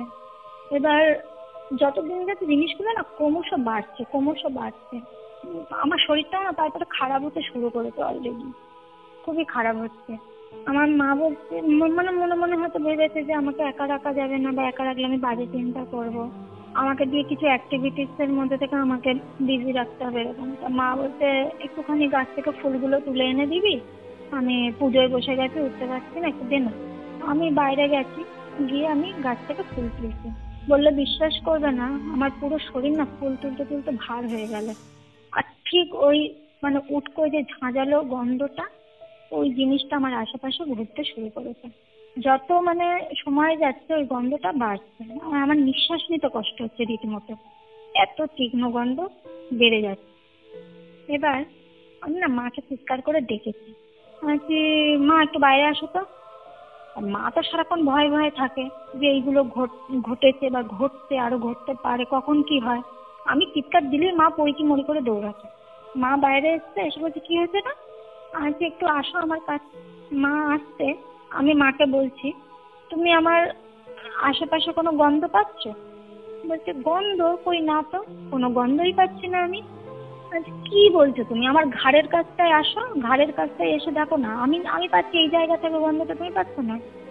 তুমি এখানে ভালো করে গন্ধটা শোকো, একটা পচা তীক্ষ্ণ গন্ধ, দুর্গন্ধ বেরোচ্ছে, আমার নিঃশ্বাস নিতে কষ্ট হচ্ছে, এত তীক্ষ্ণ, আর তুমি গন্ধটা পাচ্ছ না। স্টিল মা ওখানে দাঁড়িয়ে বলছে যে না আমি কোনো গন্ধই পাচ্ছি না। আর মা বুঝতে পারছি কি হচ্ছে। মা আমার হাতটা ধরে বলছে ফুল তোলা হয়ে গেছে, চল ঘরে চল। আর ফুল তুলতে হবে না, অনেক তোলা হয়ে গেছে, আমার এতে হয়ে যাবে। মা আমাকে ঘরে নিয়ে চলে আসে, এবার মা পুজো করতে বসে যায়। তারপরে আমি না যেখানে গিয়ে ওই জিনিসটাকে তাড়িয়েছিলাম, 3 দিন ভালো ছিলাম, ওখানে আমার না কন্টিনিউয়াসলি যাওয়া আসা লেগে থাকে। এবার যে আমি মনে মনে ভাবছি যে যেখানে গিয়ে মানে 3 দিন রিলিফ পেয়েছিলাম, গেলে হয়তো আমার জিনিস থেকে মুক্তি পাবো কোনো না কোনো ভাবে। বেশ একটা ভালো জায়গাতেই আমরা গেছি। তো কন্টিনিউয়াস যেতে যেতে উনি একদিন আমাকে বলছে যে মানে তখন না আমার ওই চোখে ওই কালশিটে পড়া, শরীর ভেঙে যাওয়া, একটা দুর্বল ভাব, এই জিনিসগুলো না আমার হচ্ছে অলরেডি, মানে পুরোপুরি তো কাটেনি, হচ্ছে। তো সেইবারে আমার দিদি আমার সঙ্গে গেছিল, আমাকে একা ছাড়েনি। এবার দেখো সবসময় তো সবার সময় হয় না, যে যার কাজে ব্যস্ত থাকে। দিদি গেছে, এবার উনি ওই দূরে চেয়ারে বসে রয়েছে, মাঝখানে টেবিল, আর ঘরের মধ্যে 3-4 জন রয়েছে, কিন্তু আমার দিদিও রয়েছে। তো উনি দেখে আমাকে বলছে ওর ওপর একটা ক্রিয়া করা আছে, তো ওটা না কাটাতে হবে। আগের দিন এসেছিল, আমি কাটাতে পারিনি, ওটা কাটাতে হবে। মানে উনি এমন ভাবে বলেছে, আমার দিদি ভয় পেয়ে গেছে যে কি একটা বীভৎস ব্যাপার হতে পারে। দিদিকে বলেছে কোনোভাবে যেন ভয় না পায়, ঘরের মধ্যে কিছু একটা হতে চলেছে, ভয় পেয়ে গেছে। ও বলছে যে কাকিমা এই মামুনি আসেনি, কিছু না, আমি বোনকে নিয়ে এসেছি, এমন কিছু হতে পারে, আমি ওকে বাড়িতে নিয়ে যেতে পারবো তো? তখন বলে হ্যাঁ হ্যাঁ সেটা নিয়ে যেতে পারবো। তো ঠিক আছে, আমি ওখানে দাঁড়িয়ে রয়েছি, দূরেই দাঁড়িয়ে রয়েছে ওনার টেবিল থেকে। উনি ওই চেয়ারে দূর থেকে বসে আমার দিকে এক দৃষ্টে তাকিয়ে রয়েছে, মঞ্চ করছে, উনি না আমার ঠোঁটটা নড়ছে, আর দূর থেকে ফু দিচ্ছে, দূর থেকে সমানে ফু দিচ্ছে। পেছনে যারা ছিল তাদেরকে বলছে কি করতে হবে তোমরা কিন্তু জানো, ঠিক আছে? উনি কিন্তু তখনও বলছেন না কি হবে, উনি বলছে কি করতে হবে তোমরা কিন্তু জানো, রেডি থেকো। এবার আমি এত শক্ত মনের মেয়ে, তোমাকে কে বলবো, আমি না স্টিল মানে ওখানে দাঁড়িয়ে রয়েছি হাত পা শক্ত করে, যাই হয়ে যাক না কেন আমি আমার জায়গা থেকে নড়বো না, এক চুল নড়বো না, এরকম একটা মনোভাব নিয়ে আমি দাঁড়িয়ে রয়েছি, দেখবো কি হয়। উনি কনস্ট্যান্ট ওনার মন্ত্রবোধটা শুধিয়ে যাচ্ছে আমাকে। হঠাৎ করে আমার মনে হলো আমার শরীরটা যেন দুলে উঠলো, দুলতে দুলতে দুলতে দুলতে আমি না শটান পেছনের দিকে পড়ে গেলাম। মানে যারা পেছনে দাঁড়িয়ে ছিল তারা আমাকে ধরে নিয়েছে, নাহলে আমার মাথাটা তো পড়লে একদম পুরো ফ্র্যাকচারই হয়ে যেত, ওরা ধরে নিয়েছে, কিন্তু শটান আমি পড়ে গেলাম। ওনার ওই ফু দিতে আমি কি করে পড়ে যাব? আমার গায়ে কি এতটুকু জোর নেই যেখানে আমি শক্তপোক্ত হয়ে দাঁড়িয়ে রয়েছি? আমার না নিজের ওপর আর কোনো কন্ট্রোল রইল না, মানে অনেকটা কিরকম বলো তো, হিপনোটাইজ করা মতো। আমি কিন্তু আমার জ্ঞানেই রয়েছি, কিন্তু আমার শরীরটা কেউ যেন আটকে দিয়েছে, আমি নড়তে পারছি না এক চুলো। যারা আমাকে ধরে শুয়ে দিল তাদেরকে বলছে আর কি উনি, ওর দুটো হাত নিয়ে ওর পেটের ওপর রেখে দাও। মানে একটা মানুষ দুটো হাত পেটের ওপর রেখে যেভাবে চিত হয়ে শোয় সেইভাবে, ওইভাবে শুলাম। আমি তখনও কিন্তু সজ্ঞানে রয়েছে, ওরা কি কথাবার্তা বলছে আমি সব শুনতে পাচ্ছি, কি করতে যাচ্ছে কি করবে সব শুনতে পাচ্ছি। উনি রীতিমতো মন্ত্র পড়ছে, আর ওনার হাতে না একটা বেতের মতো লাঠি ছিল, ওইটা নিয়ে সমানে টেবিলের ওপর বাড়ি মারছে, টেবিলের উপর মারছে, আর উনি বলে যাচ্ছে ওর শরীরে যে ঢুকে বসে আছিস এক্ষুনি বেরিয়ে আসবি বাইরে, নইলে তোর অবস্থা আমি খারাপ করে দেবো। সমানে এক কথা বলে যাচ্ছে, আর ওনার ক্রিয়া যা করার উনি করে যাচ্ছে। মানে আমার চোখ দুটো তো বন্ধ হয়ে গেছে, আমি আমার চোখটা না জোর করে খোলার চেষ্টা করছি, কিছুতে আমি খুলতে পারছি না, না আমার হাতটা পেটের ওপর থেকে নিচে নামাতে পারছি এক চুলো, আর না আমার চোখটা আমি খুলতে পারছি। এবার জোর করে কেউ যদি চোখ খুলতে চায় কি হবে? চোখটা কাঁপবে, চোখের পাতাটা সামান্য একটু ফাঁক হবে। আমারও ঠিক সেই অবস্থা হয়েছিল, আমি কোনোভাবে চোখটা খুলতে পারছিলাম না, জোর করে যতটুকু খুলতে পারলাম একদম সামান্য। আমি দেখছি ওইটুখানি ফাঁক থেকে মানে হাজার হাজার লাইট যেন কেউ আমার সামনে জ্বালিয়ে রেখেছে, এত লাইট, মানে মানে সেই প্রখর সূর্যের তাপ হলে, রোদ উঠলে সূর্যের দিকে তাকালে যেমন চোখটা করে, ঠিক ওই রকম। মানে চোখে আমার কষ্ট হচ্ছে মারাত্মক, চারিদিকে শুধু আলো আর আলো, সাদা আলো। কিন্তু যে ঘরটায় ক্রিয়াটা হচ্ছিল, আমি তোমাকে বলে রাখি, ঘরটা না মানে কিরকম বলবো, একটা স্যাঁতস্যাঁতে ঘর, অন্ধকার টাইপের ঘর। একটা ছোট জানলা আছে, ওই জানলা দিয়ে যতটুকু ঘরে আলো ঢোকে ততটুকু, ঠিক আছে? একটা ছোট জানলা দিয়ে আলো ঢুকলে কি ঘরটা কি অত মানে আলোতে ভরে যাবে? নিশ্চয়ই না। এবার আমি যেহেতু জোর করে চোখ খোলার চেষ্টা করছিলাম, তো ভদ্রলোক ওনার যে অ্যাসিস্ট্যান্টরা ছিলেন, ওদেরকে বলছে ওর চোখটা কাপড় দিয়ে ঢেকে দাও, ওর চোখ খোলার চেষ্টা করছে, চোখটা খারাপ হয়ে যাবে, কারণ ও তো আমাদেরকে দেখতে পাবে না। বলছে চোখটা তুই খুলিস না, আমাকে দূর থেকে উনি ছিল, চোখটা খোলার চেষ্টা করিস না, তুই চোখ বন্ধ করে শুয়ে থাক, আর ওদেরকে মধ্যে একটা কালো কাপড় দিয়ে দাও, ও কথা শুনবে না এখন। তো ওই রীতিমতো একটা কালো কাপড় আমার চোখের উপর ফেলে দিয়েছে, আমি আর কিছু দেখতে পাচ্ছি না, শুধু কানে শুনতে পাচ্ছি ওরা কি বলছে। উনি বলছে ওর পেটের ওপর থেকে হাত দুটো পাশে পড়ে যা, যদি তুই ওর শরীরে এখনো অব্দি থেকে থাকিস, ওর শরীরের ভেতরে যদি না বেরিয়ে থাকিস, শরীরের ভেতর থেকে পেটের ওপর থেকে হাত দুটো নিচে পড়ে যা, আমাকে প্রমাণ দিতে এখন আছিস, নাহলে তোর অবস্থা খারাপ করবে। তুমি বললে বিশ্বাস করবে না, আমি আমার সর্বশক্তি প্রয়োগ করে কিছুক্ষণ আগে যে আমার হাতটাকে সরানোর চেষ্টা করেছিলাম, সেই হাতটা আমি সরাতে পারিনি এক চুলো, সেখানে আমার হাতটা শটার নিচে পড়ে গেল আর পুরো আটকে গেল মেঝের সাথে। মানে একটা কাগজে আঠা দিয়ে যদি কেউ আটকে দেয় যেরকম আটকে যাবে, আমার হাতটা ওরকম আটকে গেল, আমি আমার হাতটা এক চুলো নড়াতে পারলাম না মেঝের ওপর থেকে। এটা গেল। উনি ওনার অ্যাসিস্ট্যান্টকে বললো ওর মুখের ওপর শঙ্খটা চেপে ধরো, একটা শঙ্খ নিয়ে আমার মুখের উপর চেপে ধরলো। এবার উনি দূর থেকে বলছে জোরে ফু দিবি, জোরে ফু দিবি, আমি বলার সঙ্গে সঙ্গে। উনি কি সব বললো, বললো এবার জোরে ফু দে। আমি না মানে জোরে ফু মেরেছি, কিন্তু বললে বিশ্বাস করবো না, কি একটা শক্ত মতো জিনিস না আমার গলার কাছে এসে আটকে রয়েছে, মানে কোনোভাবে ওই জিনিসটা বেরোতে চাইছে না, ফোর্সফুলি ওকে যেন টেনে বাইরে বের করতে চাইছি, বেরোচ্ছে না, গলার কাছে এসে আটকে রয়েছে একটা বড় একটা কোনো দলা পাকানো জিনিস শক্ত। আর ওই মানে ওই যে পচা যে দুর্গন্ধটা বলছিলাম না, ওইটা আমার খালি নাকে আসছে, মুখের ভেতর থেকে আমার নাকে আসছে, মানে রীতিমতো আমার বমি উঠে আসছে। জোরে ফু মারলাম, মারতে একটা কি যেন ওই গন্ধটার সঙ্গেই আর কি যেন একটা বেরিয়ে আমার মুখ থেকে বেরিয়ে শঙ্খটার মধ্যে চলে গেল। আর আমি পুরো ফিল করলাম জিনিসটাকে, আমার মুখ থেকে বেরোলো জিনিসটা, ওই যে গন্ধটা আমার নাকে ঘুরছিল সারাক্ষণ মুখ থেকে বেরিয়ে চলে গেল। তারপরে কিন্তু আমি আর গন্ধটা পাইনি। এবার আমাকে ওরা এর থেকে তুলে ধাতস্থ করলো, আমি না পুরো ঘেমে চান। তখন আমার মনে আছে যে দিন আমাকে এই ক্রিয়াটা করেছিল আমার ওপরে, মাঘ মাসের শীতকাল, শীতকাল চলছে তখন, মাঘ মাস, কতটা ঠান্ডা ভাবো। সেই সময় আমি পুরো ঘেমে চান, আমি ঠক ঠক করে কাঁপছি, আমি যখন উঠে আমাকে যখন ওরা টেনে বসেছে আমি ঠক ঠক করে কাঁপছি রীতিমতো। আমাকে ভদ্রলোক বলছে তুই কি ভয় পেয়েছিস, ভয় থেকে এরকম কাঁপছিস? আমি মাথাটা দুদিকে নাড়িয়ে বলছি না আমি ভয় পাইনি, আমার শরীরে একটা কষ্ট হচ্ছে, মানে কিছু যেন আমার শরীর থেকে টান মেরে বের করা হয়েছে ফোর্সফুলি, প্রচন্ড কষ্ট হচ্ছে, আমার বুক ধড়ফড় করছে আমার। বলছে ওটা কোনো ব্যাপার না, আস্তে আস্তে ঠিক হয়ে যাবি, এখানে বস, একটু জল টল খা, ধাতস্থ। এবার ওটা করে এবার দেখো যখন এই সমস্ত ক্রিয়া করা হয়, কিছু বের করা হয় শরীর থেকে বা বাস থেকে, কোনো কবচ তো দেয় মানুষ, রক্ষা কবচ বা কিছু প্রোটেকশনের জন্য, উনি কিন্তু আমাকে কিছুই দেননি, কিচ্ছু দেননি আমাকে। তো আমি ওনাকে কিন্তু বলেছিলাম যে আপনি যেটা বের করলেন আবার তো আমার সঙ্গে হতে পারে, আপনি কিছু একটা দিন যাতে আমাকে বারবার এইভাবে না দৌড়ে আসতে হয়। উনি কিন্তু আমাকে দেয়নি, বলে না ওরকম কিছু দেওয়া যাবে না, নেই আমার কাছে, এইভাবে বললো। তো আমি অবাক হলাম ব্যাপারটাতে, যে এই সমস্ত কাজ করতে পারে, এত কি মানে চরম লেভেলে যেতে পারে, তার কাছে এইসব থাকে না প্রোটেকশনের জন্য, তাহলে কি আমাকে বারবার আসতে হবে, বারবার হবে? আমার মনের মধ্যে খালি এই জিনিসটা ঘুরতে থাকলো।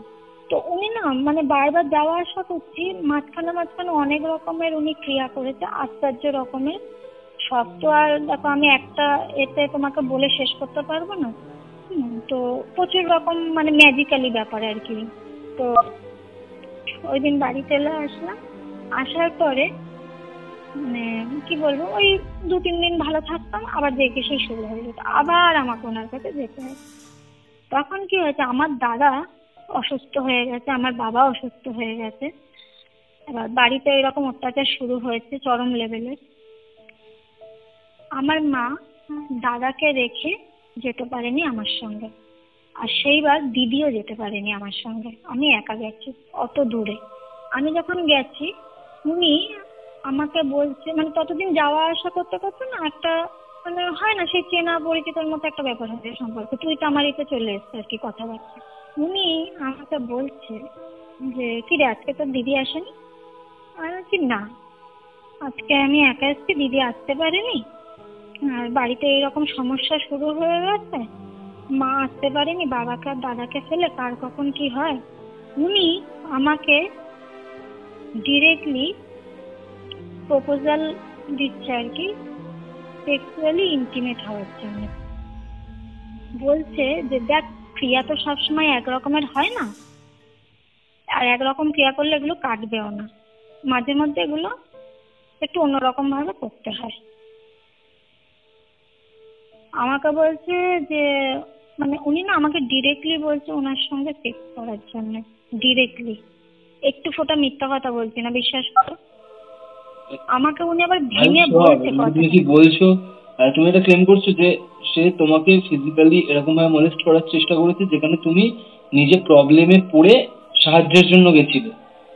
একদমই তাই। যেখানে আমার না আশ্চর্য লেগেছে ব্যাপারটা, যে যারা ধরে এরকম চরম লেভেলের কাজ করে এই সমস্ত ধরনের, তাদের মধ্যে একটা পাওয়ার কাজ করে, নাহলে তারা এগুলো করতে পারে না।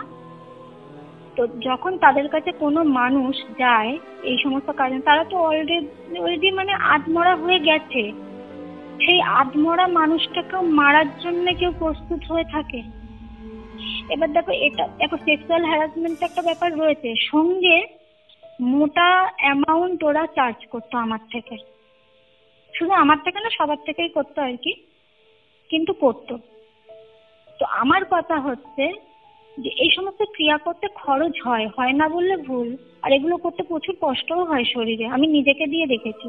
তার একটা মূল্য আছে, কিন্তু এতটাও মূল্য নেই যে তুমি একটা মরা মানুষকে আরো মারবে, তার গলা কাটবে। তো একটা অর্থের দিক থেকে তো একটা হ্যারাসমেন্ট আমি শুনে ভীষণ অবাক হলাম এটা, যে এরকম প্রচুর মানুষ রয়েছে যারা এরকম ব্যবসা খুলে রেখেছে, মানুষকে সাহায্য করার নাম করে এভাবে নিজেদের মানে মানুষের বিশ্বাসটাকে একটা নোংরা পর্যায়ে নিয়ে চলে যাওয়া হচ্ছে। একদমই তাই। আমি না, বিশ্বাস করো, এখনো না ওই প্রবলেম গুলো ফেস করছি এখনো অব্দি। আর আমি না আর বিশ্বাস করতে পারছি না যে আমি কারোর কাছে যাব, যে কারোর কাছে গিয়ে আমি নিজের এই সমস্যাটা থেকে আমি বেরিয়ে আসতে পারবো। অ্যাকচুয়ালি না, বের করছেই না আমাকে কেউ। আমি অনেক জায়গায় গেছি, আমাকে কেউ বেরই করছে না, আমাকে হাতে রেখে দিচ্ছে, হাতে রাখছে। আমি বাড়িতে তো এই সমস্যার সঙ্গে ফেস করছি, সঙ্গে আমি যেখানে যাচ্ছি সেখানে গিয়ে সেক্সুয়াল হ্যারাসমেন্ট হচ্ছে।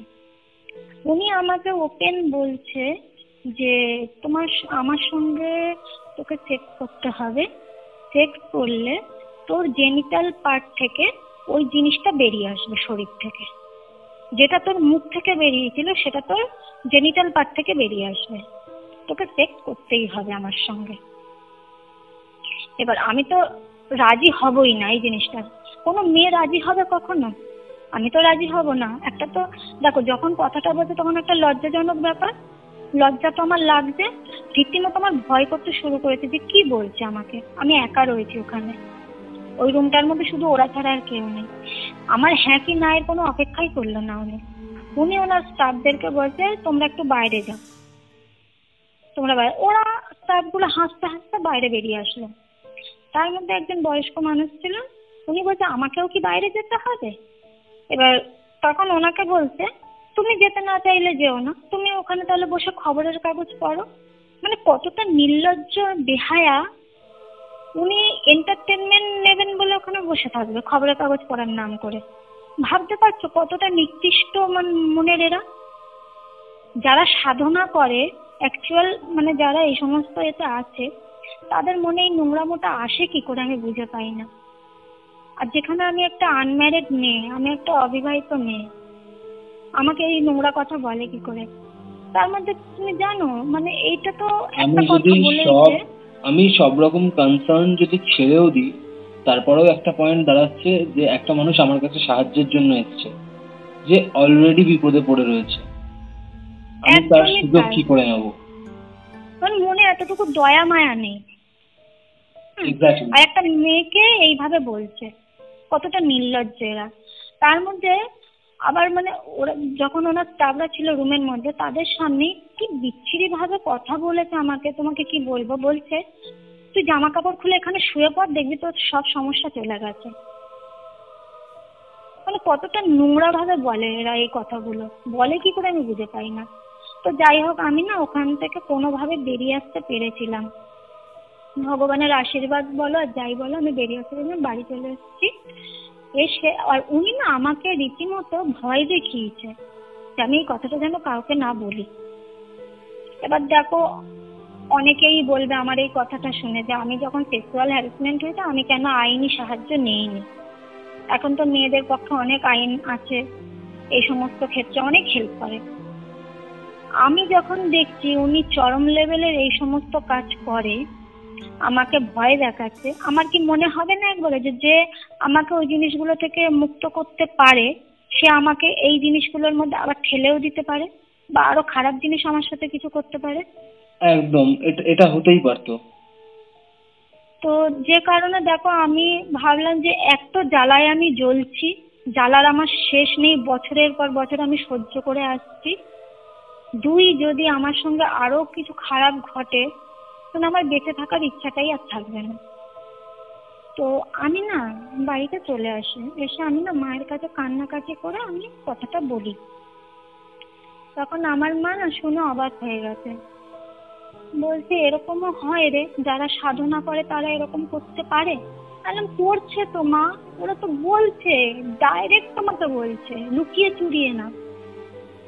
তো আমার মা বললো যেতে হবে না তোকে আর ওখানে, কোনো দরকারই নেই যাওয়ার।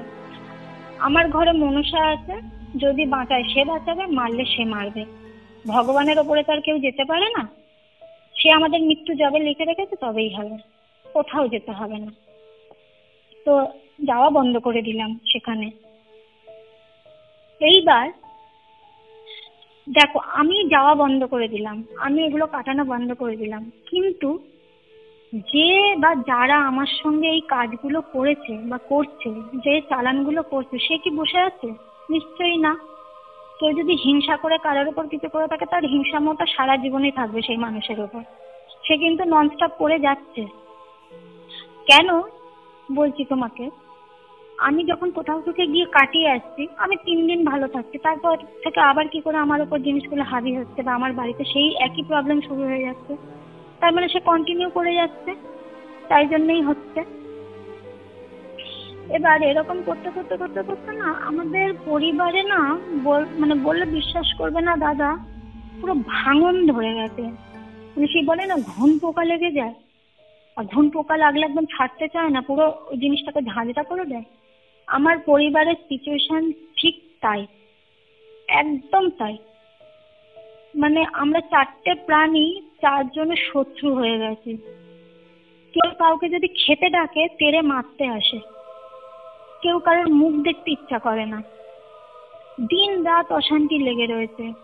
মানে আজকে খেলে চিন্তা করতে হয় কালকে আমরা কি খাবো, এরকম একটা সিচুয়েশনের মধ্যে দিয়ে আমরা যাচ্ছি জানো। মানে এতটাই খারাপ অবস্থা, আমি না মানে বলতে আমার খারাপ। এই দেখো, এই তোমার সাথে আমি এখন কথা বলছি, ওপরে শুরু হয়ে গেছে নাচন, ওপরে আওয়াজ হতে শুরু করে দিয়েছে। যাই হোক, ওটা এখন চলতে থাকবে, বুঝেছো? মিডিলে আমি একটা আওয়াজ পেলাম, এটা কি সেই আওয়াজটাই? একদমই তাই। এই শুরু হলো ব্যাপারটা, এবার সারা রাত ধরে এটা কন্টিনিউ চলবে, ঠিক আছে?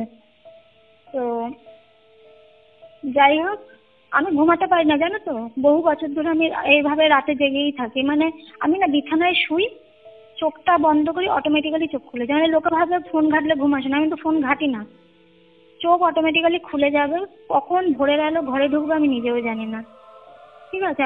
একটা মানুষের মিনিমাম 8 ঘন্টা ঘুমানোর প্রয়োজন, সেখানে আমি বড় জোর 3 থেকে 4 ঘন্টা ঘুমাই। মানে কি বলবো, মানে একটা বিচ্ছিরি সিচুয়েশনের মধ্যে দিয়ে আমরা যাচ্ছি, তোমাকে বলে বোঝাতে পারবো না। তোমাকে আরেকটা ঘটনা বলি, এই জিনিসগুলো দিন দিন বাড়ছে তো, আর আমি বিভিন্ন জায়গায় ইন্টারভিউ দিতে যাচ্ছি, কোনোভাবে কাজ পাচ্ছি না। দেখো, আমাদের বেঁচে থাকার জন্য ডাল ভাত আমাদেরকে তো খেতে হবে, তো সেই ডাল ভাতটা আমরা আনবো কোথা থেকে? আমাদের তো উপার্জন করতে হবে কোনো না কোনো ভাবে। তো আমি চারিদিকে ইন্টারভিউ মানে কাজের জন্য অ্যাপ্লাই করেছি, তো সেখান থেকে ইন্টারভিউ কল আসছে, কিন্তু কেটে বেরিয়ে যাচ্ছে, কাজ হচ্ছে না। তো আমি একটা জায়গার খোঁজ পেয়ে সেখানে গেছিলাম, যে কিছু না হোক অন্তত একটা কাজ যেন আমি পাই, যে আমার পরিবারটাকে আমি যেন বাঁচাতে পারি। মানে আমার না কান্নায় আমার মানে গলাটা ভারী হয়ে যাচ্ছে, আমি তোমাকে বলে বলতে পারবো না আমি কি কষ্টের মধ্যে রয়েছি এখনো অবধি। আমি সেই মানুষটার কাছে গেছি, যে উনিও মুসলিম জানো তো, যাই হোক আমি মানুষটার কাছে গেছি, আমি ওনাকে গিয়ে বলছি আমার বাড়ির সিচুয়েশন খুব খারাপ, আমার একটা কাজের প্রয়োজন, আপনি এমন কিছু করুন যে আমি যাতে একটা কাজ পাই। উনি আমাকে বললেন, আমি না ওনার কাছে খুব কান্নাকাটি করছিলাম। এই রিসেন্ট ঘটনা বলছি তোমাকে, এই মাসেরই ঘটনা, এই মাসেই প্রথমের দিকে আমি গেছিলাম। আমি ওনাকে বলছি যে আপনি এমন একটা কিছু করে দিন আমি যাতে একটা কাজ পাই, অন্তত আমার পরিবারের মানুষগুলো যাতে দুমুঠো খেতে পারে। উনি আমাকে কিছু ক্রিয়া করতে দিলেন, সম্পূর্ণ না সেটা মানে ঢেকে, মানে ওনার কিন্তু দেখার বিষয় না। আমাকে একটা ওই আমরা যে লুডো খেলি, লুডোর যে ছক্কা আর কি, ওই ছক্কাই বড়, একটু বড়, মানে তোমার হাতের মুঠোর মধ্যে এসে যাবে এরকম। তো লুডোর ছক্কাটা আমার হাতে দিয়েছে, দিয়ে বলছে যে তুমি না ছক্কাটাকে হাতের মধ্যে ভালো করে ঝাঁকাও, ঝাঁকিয়ে তুমি পোলের মধ্যে ওড়না চাপা দাও হাতটাকে, যাতে আদার্স কেউ দেখতে না পায়। তোমার যে মনের বাসনা বা তোমার কামনা সেটা তুমি জানাও। ওনার ওই রুমটার পাশে কতগুলো হাঁড়ি রাখা আছে জানো তো, হাঁড়িগুলো সব ঢাকনা দিয়ে আটকানো, টুনি লাইট জ্বলছে, যেগুলো কালী পুজোর রাতে আমরা জ্বালাই, নেবে জলে ওই লাইট। বলছে এইখানে না 35 জন আছে আমার কাছে, এদের পাওয়ার অনেক, এত কান্নাকাটি করে ভেঙে পড়ো না, আমি দেখছি কি করা যায়। তুমি তোমার যা মনের ইচ্ছা বা কামনা তুমি ওদের কাছে জানাও, হাতটা ওনার ভেতরেই থাকবে, খুলবে না। ঠিক আছে, আমি তাই করব। 35 জন আছে মানে কি থাকার কথা বলছিলেন? মানে কি বলবো, মৃত ব্যক্তিদের আত্মা, মানে যাদেরকে দিয়ে উনি কাজ করায়। ওকে ওকে ওকে। আমি তো কিছু দেখতে পাচ্ছি না, আমি শুধু দেখছি মাটির হাঁড়ি কতগুলো আর স্টিলের হাঁড়ি ঢাকনা দিয়ে রাখা রয়েছে ওখানে লাইন বাই লাইন। উনি আমাকে ওটা বলার পর আমি আমার মনের কামনা বাসনা জানালাম। তবে হ্যাঁ, উনি আমাকে প্রথমে বলেছিলেন প্রথমেই কাজের কথা বলবে না, প্রথমে তুমি জানো যে তোমার বাড়িতে কি আছে যার জন্য তোমাদের এত দুঃখ কষ্ট নেবে এসছে জীবনে, তুমি আগে জানো। তো প্রথমে জানতে চাও ওদের কাছে যে তোমার বাড়িতে কিছু আছে কিনা। আমি সেটাই বললাম। আমাকে বললো হাতটা না ওনার ভেতরে রেখেই, হাতের মুঠোটা খুলবে না, যে একটুখানি ফাঁক করে ঘুটিটা উনি একটা কৌটো দিয়েছিলেন, বললো ওর মধ্যে ভরে দাও, তুমিও দেখবে না আমাকেও দেখতে দেবে না, কেউ যাতে না দেখতে পায় এমন ভাবে দেখো। আমি কিন্তু দেখেছি সেইভাবে, ঢাকনাও দিয়ে দিয়েছি। উনি কৌটোটা ওনার হাতে নিয়ে কৌটোটাকে টেবিলের উপর রাখলেন, উনি কিন্তু ঝাঁকানো ফাঁকানো কিচ্ছু করেনি, কৌটোটা টেবিলের উপর রাখলেন, রেখে উনি বলছেন ওদেরকে, ওই টেবিলে বাড়ি মারছে, একটা ছুরি নিয়েছে, নিয়ে টেবিলে ঠুকছে আস্তে আস্তে করে, মন্ত্র পড়ছে, আর ওদের দিকে এই হাঁড়িগুলোর দিকে তাকিয়ে বলছে, এক একজনের নাম বললো, মানে নামগুলো আমি তোমাকে মেনশন করছি না, কোনো মানে কারোর হিন্দু নাম বলেছে, কারোর মুসলিম নাম বলেছে, কারোর মেয়ে নাম, কারোর ছেলে নাম, ঠিক আছে, অনেকগুলো নাম বললেন। ওদেরকে বলছে মানে যারা ছিল একসাথে অনেকজন ছিল? হ্যাঁ একদমই তাই, হিন্দু মুসলিম ছেলে মেয়ে উভয় সবাই ওনার কাছে রয়েছে ওইখানটায়। তো আমি শুনে অবাক হয়ে গেলাম যে একজন মুসলিম ব্যক্তি হিন্দুদের আত্মাকে ধরেও কাজ করাতে পারে। ঠিক আছে, আমি না আমার বসে ওখানে বসে আমার মাথায় এইসব ঘটছে আর কি, আমি অন্য কোনো চিন্তা করতেই পারছি না যে এরা কতটা খতরনাক হতে পারে। এবার উনি বলছেন তোরা যাবি এক্ষুনি, এই মেয়েটি আমার সামনে বসে আছে, ওর বাড়ি যাবি, গিয়ে দেখবি ওর বাড়িতে কি আছে, এক্ষুনি দেখে এসে তাড়াতাড়ি আমাকে জানাবে। বেশ খানিকক্ষণ সময় পর, মানে বেশ দেরি হয়েছে কিন্তু অনেকক্ষণ লেগেছে, প্রায় ধরো 10 মিনিট মতো, 10 মিনিট মতো, মানে উনি বকেই গেলেন কনস্ট্যান্ট ওইভাবে ওখানটায়।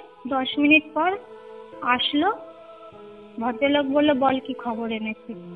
বলছে ওদের বাস্তুতে খুব মারাত্মক রকমের জিনিস রয়েছে যেটা ওদেরকে বাঁচতে দেবে না বলে ঠিক করেছে।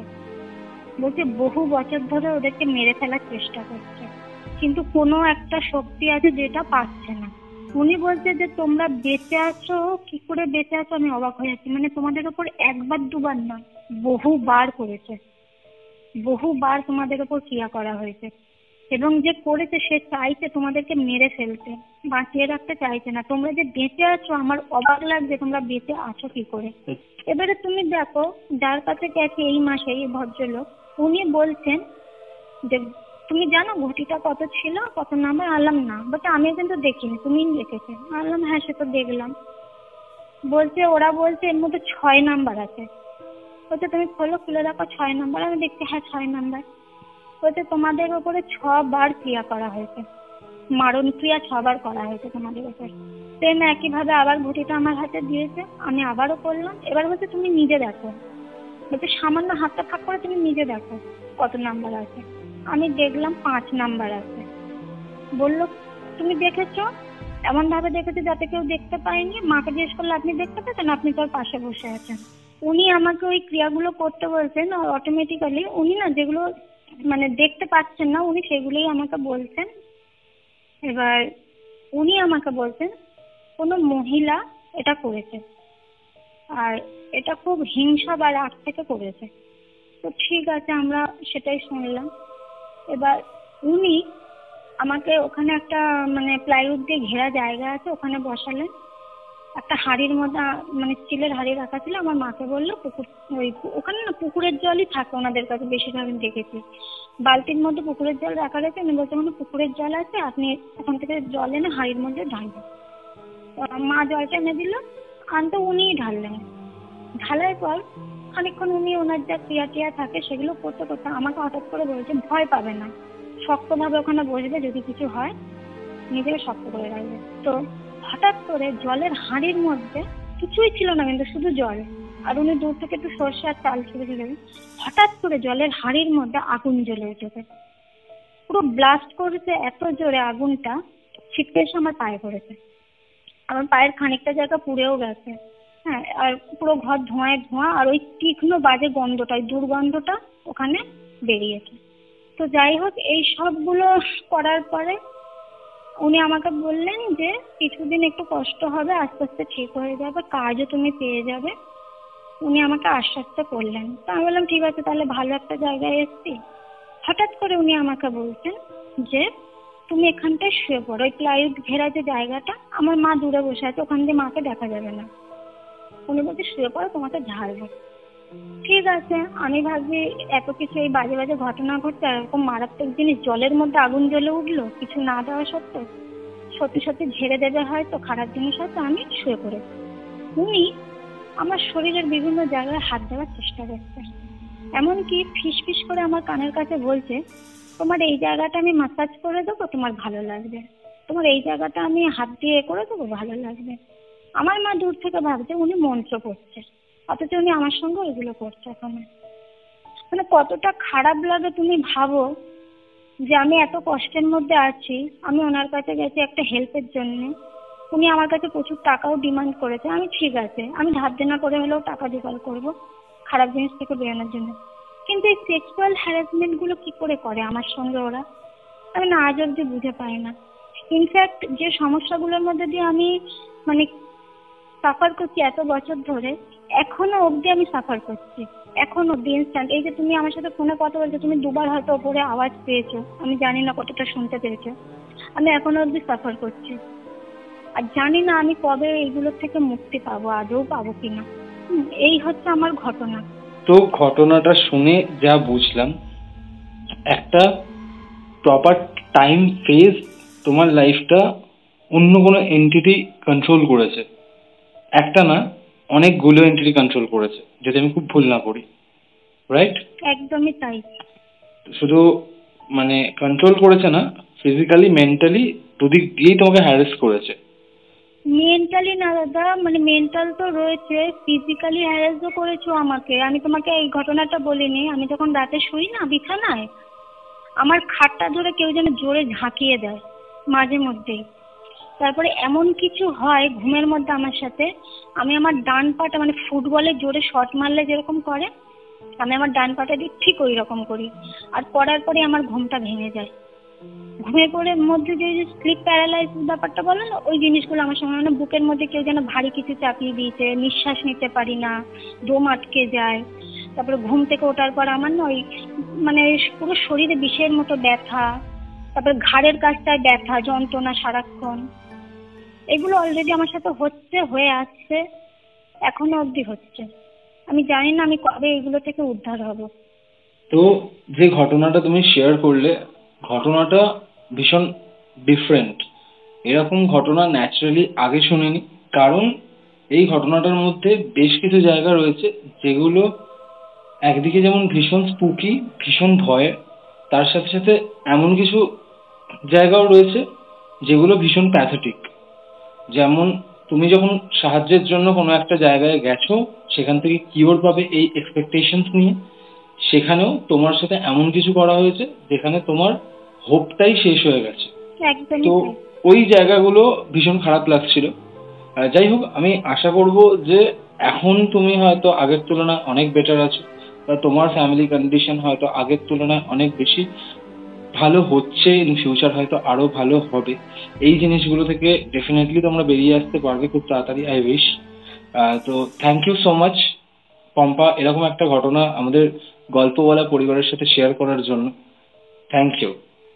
তোমাকেও থ্যাংক ইউ দাদা, কারণ তুমি না থাকলে হয়তো আমাদের মতো মানুষগুলো মানে সবার সামনে হয়তো নিজেদের ঘটনাগুলো তুলে ধরতে পারতো না। না, সে ব্যাপারটা অ্যাকচুয়ালি অনেক ঘটনা আমরা শুনি, অনেক রকম ঘটনা আমাদের আশেপাশে ঘটে, বাট কিছু কিছু ঘটনা থাকে যেগুলো মাইন্ডকে খুব বাজেভাবে হিট করে বা স্ট্রাইক করায়।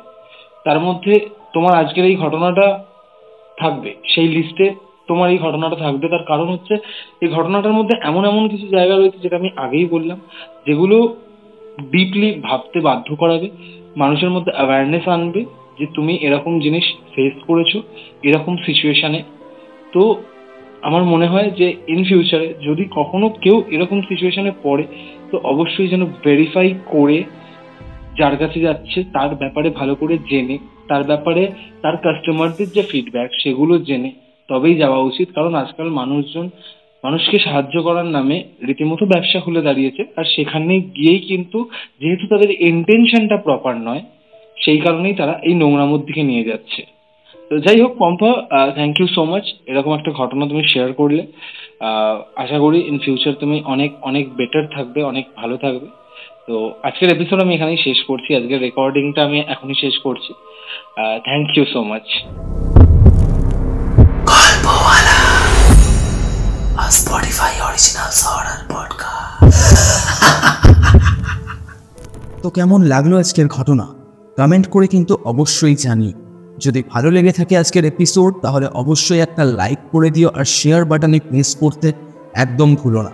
আর যদি আজকের এপিসোডটা তোমার ইউটিউব ফিডে প্রথমবারের জন্য এসে থাকে, বা গল্পওয়ালাতে আজকে তুমি প্রথমবারের জন্য ঘটনা শুনে থাকো, তাহলে অবশ্যই চ্যানেলটা সাবস্ক্রাইব করে দিও, আর স্পটিফাই পডকাস্টটিকেও ফলো করতে ভুলো না। কারণ গল্পওয়ালা আমাদের প্রত্যেকের নিজেদের যৌথ পরিবার। আজকের এপিসোড আমি এখানেই শেষ করছি। আগামী শনিবার আসছি নতুন কোনো গল্প বা ঘটনা নিয়ে।